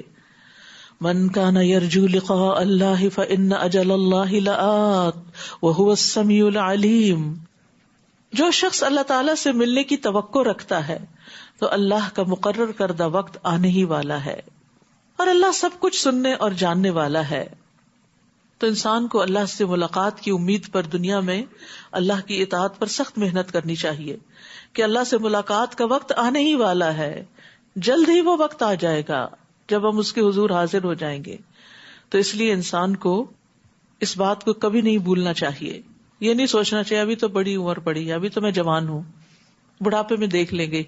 نہیں، جو جس بھی عمر میں ہے وہ اللہ کی ملاقات کی فکر کرے. اور جو شخص جہاد کرے تو وہ اپنے ہی فائدے کے لیے کرتا ہے. اللہ تعالیٰ یقیناً اہل عالم سے بے نیاز ہے، یعنی جو محنت کرتا ہے اس کی محنت کا فائدہ اسی کو پہنچتا ہے. اور جو لوگ ایمان لائے اور نیک عمل کرتے رہے ہم ضرور ان کی برائیاں دور کر دیں گے، اور جو کچھ انہوں نے کیا ہوگا انہیں اس سے بہتر بدلہ دیں گے. تیسری دفعہ یہ بات آ رہی. اور ہم نے انسان کو تاکیدی حکم دیا کہ وہ اپنے والدین سے نیک سلوک کرے، اور اگر وہ اس بات پر زور دے کہ تو کسی کو میرا شریک ٹھہرائے جس کا تجھے علم نہیں تو ان کا کہنا نہ مان. یعنی ماں باپ کی ہر بات نہیں مانی جا سکتی، ماں باپ کی غلط باتوں کو آسان طریقے سے اگنور کر دینا چاہیے. میری طرف ہی تمہیں لوٹ کر آنا ہے، میں تمہیں بتا دوں گا کہ تم کیا کچھ کرتے رہے ہو. یعنی اس کا مطلب یہ ہے کہ دراصل اللہ سبحانہ تعالیٰ کا حق زیادہ ہے ماں باپ کے حق سے، اور والدین کا حق اس کے بعد بہت بڑا ہے. حتیٰ کہ مشرک والدین کے ساتھ بھی صلہ رحمی کرنی چاہیے، اور جو اللہ کے نافرمان والدین ہوں ان کے ساتھ بھی صلہ رحمی کرنی چاہیے. عبداللہ بن ابی جو منافقین کا سردار تھا، اس کا بیٹا عبداللہ سچا مسلمان تھا. تو ایک دفعہ نبی صلی اللہ علیہ وسلم گزرے تو آپ گدھے پر تھے، تو اس کے چلنے کی وجہ سے غبار اڑا. تو بڑی نفرت سے کہتا ہے کہ ابن ابی کبشہ نے ہم پر غبار اڑایا ہے.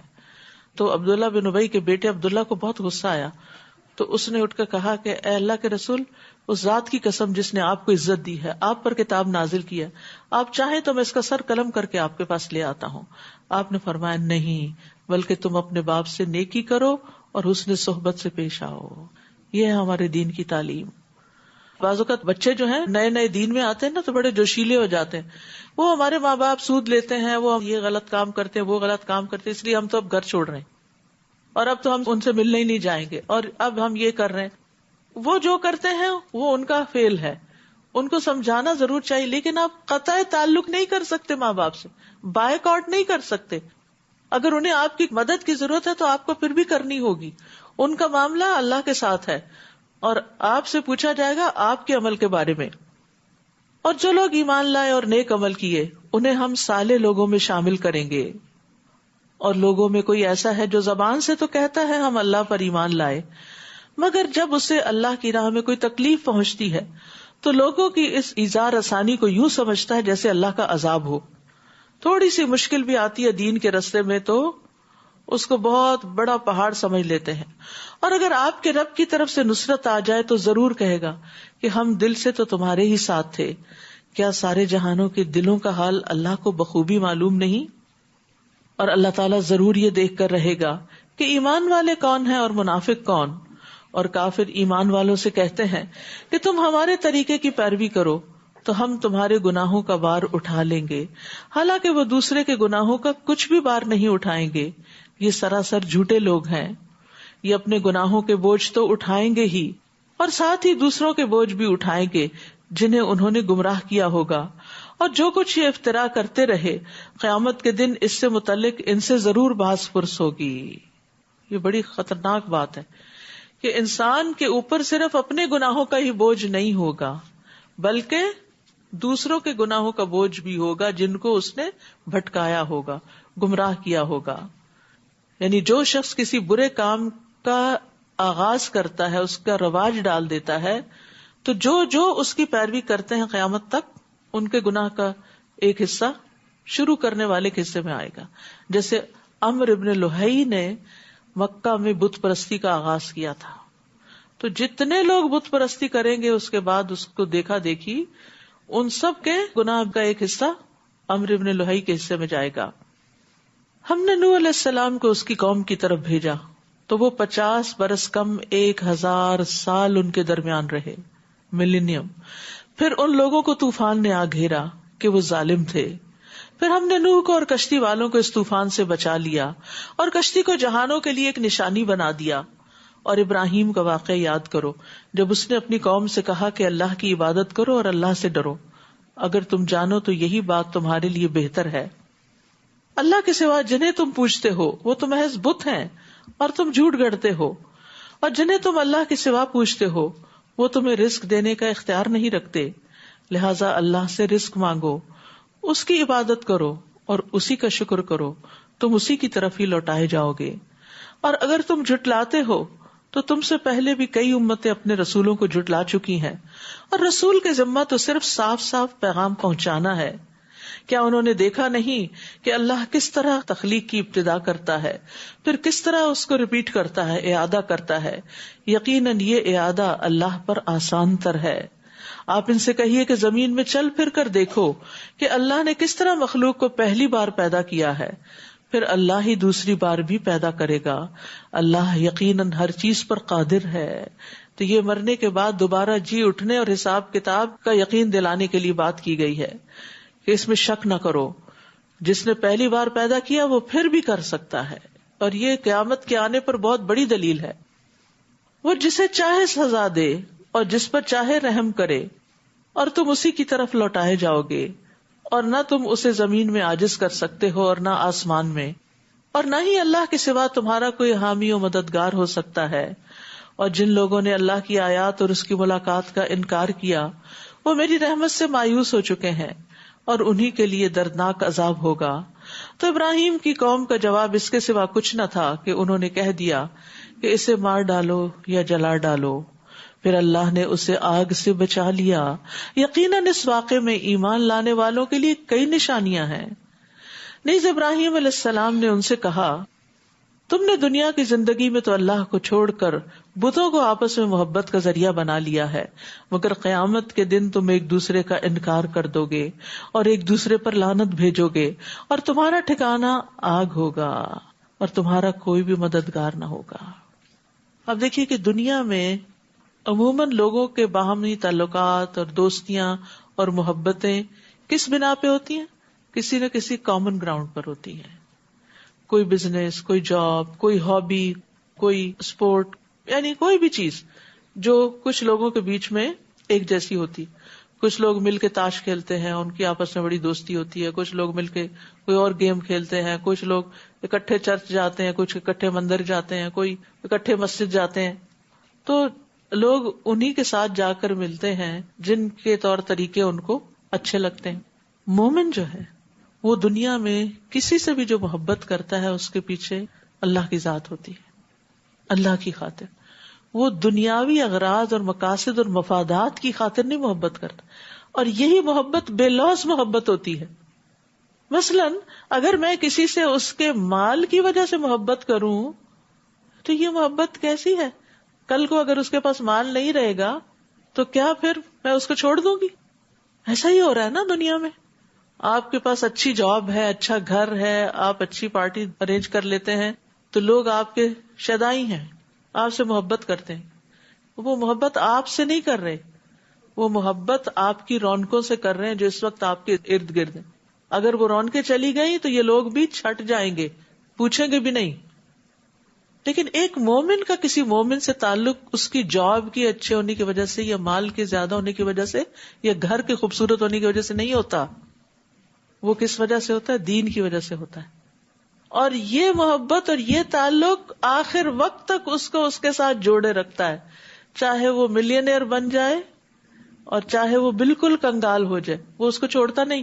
وہ کہتا ہے کل بھی تم میرے دوست تھے، آج بھی تم میرے دوست ہو، کیونکہ اس دوستی میں جو کامن چیز تھی وہ اللہ کی محبت تھی، وہ میرا دین تھا۔ اسی لیے آتا نا کہ قیامت کے دن سب ایک دوسرے کے دشمن بن جائیں گے سوائے متقین کے، کیونکہ متقین کا تعلق تقوی کی وجہ سے تھا، دین ایمان کی وجہ سے تھا، قرآن کی وجہ سے تھا۔ تو کتنا بڑا فرق ہے اس میں۔ پھر بھی ہم دنیا کی حقیقت کو نہیں سمجھتے اور دین کو اہمیت نہیں دیتے، اور دین کی وجہ سے دوستی کو اہمیت نہیں دیتے۔ آپ دیکھیے ہمارا جو لائف سٹائل ہے نا، جب ہم لوگوں سے معاملہ کرتے ہیں اس سے ہماری پہچان ہوتی کہ ہماری پرائرٹیز کیا ہیں، یعنی ہم کن چیزوں کو پریفر کرتے ہیں۔ اب جو رشتے کے لین دین کی بات ہو تو عام طور پر کسی کا دین کم ہی دیکھا جاتا ہے، یہ دیکھا جاتا ہے کہ کیا وہ سسٹین کر سکتا ہے۔ ٹھیک ہے، دیکھنا چاہیے کہ لڑکا ذمہ داری اٹھانے کے قابل ہو، لیکن بعض اوقات ایسا بھی ہوتا ہے کہ کوئی دنیاوی اعتبار سے بہت اسٹرانگ نہیں بھی ہوتا لیکن دین میں بہت آگے ہوتا ہے۔ خاص طور پر وہ لڑکے جو دین سیکھنے کے لیے بعض اوقات اپنا کیریئر بھی داؤ پہ لگائے ہوئے ہوتے ہیں کہ لیٹر آن اس میں کام کر لیں گے، ابھی کچھ سال زندگی کے ہم اس کام کے لیے وقف کریں۔ ایسے لڑکوں کی بعض اوقات نیک طبیعت اچھی معقول لڑکی سے شادی ہونا بہت مشکل ہو جاتا ہے، کیونکہ ماں باپ دینا نہیں چاہتے۔ کیوں؟ کیونکہ دنیا نہیں ہے۔ تو جو دین کو سامنے رکھ کے تعلق قائم کرے گا اس کو رزق بھی مل جائے گا۔ کہتا ہے نا کہ رزق انسان کو اس طرح ڈھونڈتا ہے جیسے موت انسان کو ڈھونڈتی ہے۔ رزق اللہ کے ہاتھ میں ہے۔ ہاں امتحان ہو سکتا ہے، وقتی طور پہ تنگی ہو سکتی ہے، لیکن اللہ تعالیٰ اس تنگی کو بھی دور کر دے گا۔ تو دیکھنے کی بات یہ ہے کہ انسان کی پرائرٹیز کیا ہے، آخرت کو اپنی اہمیت دیتا ہے یا صرف دنیا کو۔ اگر صرف دنیا کو دیا تو قیامت کے دن ایک دوسرے کا انکار، انسان کہے گا کہ میں نہیں جانتا اس شخص کو، اور ایک دوسرے پہ لعنت، اس نے تو مجھے بہکا دیا تھا، یہ غلط کام کرتا تھا، اس نے مجھے بھی اپنے راستے پہ لگا دیا تھا۔ اب بچوں کو سگریٹ اور نشے کی عادت کہاں سے پڑتی؟ گھر سے تو نہیں ہوتی، باہر سے یہ لت لے کے آتے ہیں نا۔ دوستی کا اثر ہوتا ہے تو بری کمپنی کا اثر ہوتا ہے۔ پس لوط ابراہیم پر ایمان لے آئے اور ابراہیم نے کہا میں تو اپنے رب کے حکم کے مطابق ہجرت کرنے والا ہوں، وہ یقیناً سب پر غالب اور حکمت والا ہے، اور ہم نے انہیں اسحاق اور اسحاق سے یعقوب عطا کیے۔ اب دیکھیے جب اللہ تعالیٰ حضرت ابراہیم کی اولاد کا ذکر کرتے ہیں تو پوتے کا بھی ساتھ ہی کرتے ہیں، اور انہی کی اولاد میں نبوت اور کتاب رکھ دی، دین کے لیے قربانی کی۔ آپ دیکھیں کہاں تک خیر گئی، اور ہم نے دنیا میں بھی انہیں اجر عطا کیا، اور آخرت میں وہ یقیناً صالح لوگوں میں سے ہوں گے۔ اور لوط کا واقعہ یاد کرو جب انہوں نے اپنی قوم سے کہا تم ایسی بدکاری کے مرتکب ہو رہے ہو جو تم سے پہلے دنیا والوں میں سے کسی کی نہیں تھی. یعنی یہ برائی انہی کی قوم سے شروع ہوئی تھی، اس سے پہلے یہ برائی نہیں موجود تھی. کیا تھی برائی؟ کیا تم لوگ شہوت سے مردوں کے پاس جاتے ہو؟ یہ ایک برائی. دوسری، راہزنی کرتے ہو، مسافروں کو لوٹتے ہو، کتنا بڑا ظلم. اور اپنی مجالس میں برے کام کرتے، اوپنلی برے کام کرتے تھے اپنے کلبز کے اندر. وَتَأْتِينَ فِي نَادِيكُمُ الْمُنْكَرَ، نادی کہتے ہیں کلب کو، یعنی بے حیائی کے کام سب کے سامنے. تو اس کی قوم کا اس کے سوا کوئی جواب نہ تھا کہ انہوں نے کہہ دیا اگر تم سچے ہو تو ہم پر اللہ کا عذاب لے آؤ، دھمکی دی. لوط نے دعا کی، قال رب انصرنی علی القوم المفسدین، اے میرے رب ان مفسد لوگوں کے مقابلے میں میری مدد فرما.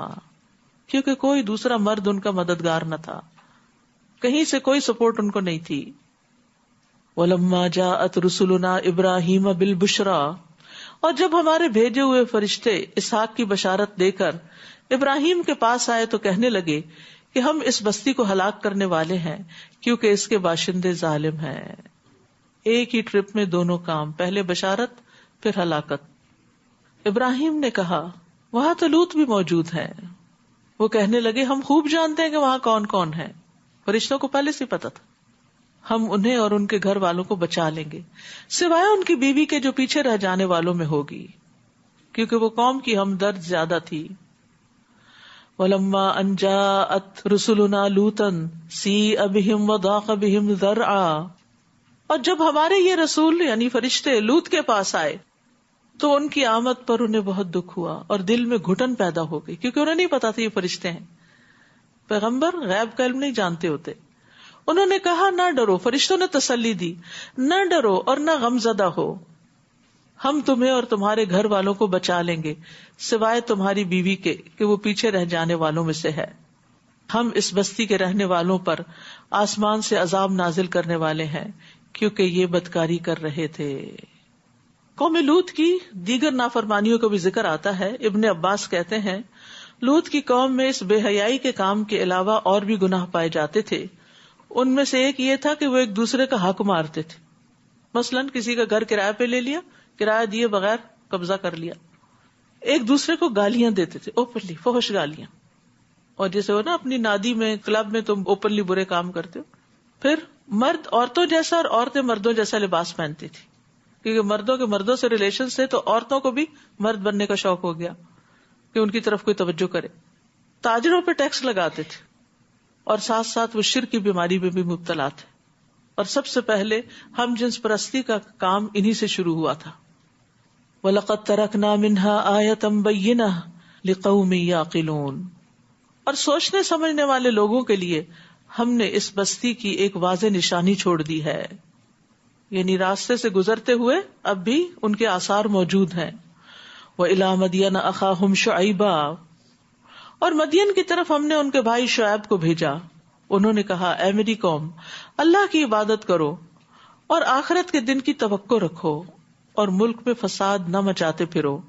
انہوں نے شعیب کو جھٹلا دیا تو آخر انہیں ایک سخت زلزلے نے آ لیا اور وہ اپنے گھروں میں اوندھے پڑے رہ گئے. اور قوم عاد اور سمود کو بھی ہم نے ہلاک کر دیا. اور یہ بات تمہیں ان کی رہائش گاہوں سے واضح ہو چکی ہے.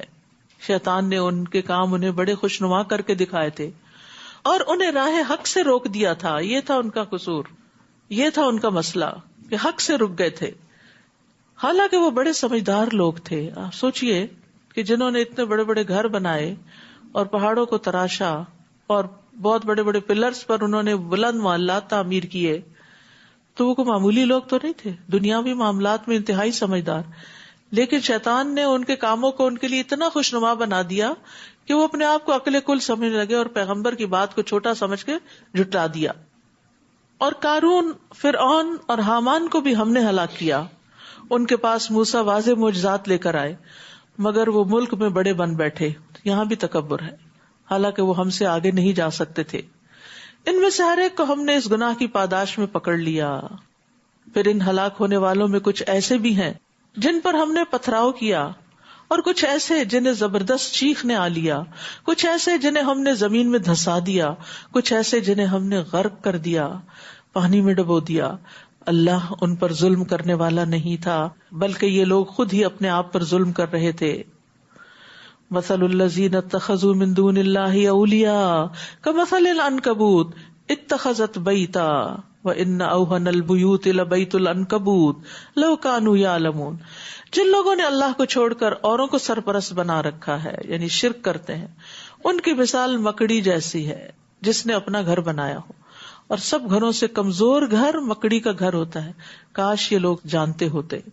یعنی مکڑی کے اندر ایک ایسا مادہ پیدا ہوتا ہے جو اس کے منہ سے نکلتا ہے تو ایک باریک دھاگا بنتا ہے جو بال سے 20 گنا زیادہ باریک ہوتا ہے. یعنی ایک ایوریج نارمل بال جو ہوتا ہے اس سے بھی 20 گنا باریک. اب اس باریک دھاگے سے جو گھر بنتا ہے اس کو کون سہارا دے سکتا ہے اور کون اس کو تباہ ہونے سے بچا سکتا ہے؟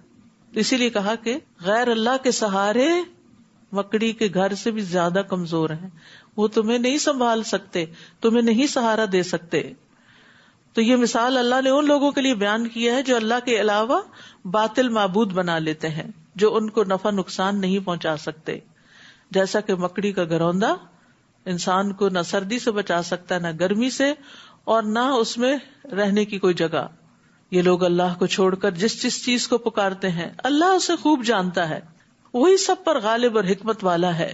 ہم یہ مثالیں لوگوں کو سمجھانے کے لیے بیان کرتے ہیں، مگر انہیں سمجھتے وہی ہیں جو اہل علم ہیں، علم والے سمجھتے ہیں. خلق اللہ السماوات والارض بالحق ان فی ذلک لآیۃ للمؤمنین. اللہ تعالیٰ نے آسمانوں اور زمین کو حق کے ساتھ پیدا کیا ہے، ان کی پیدائش میں بھی ایمان لانے والوں کے لیے ایک نشانی ہے.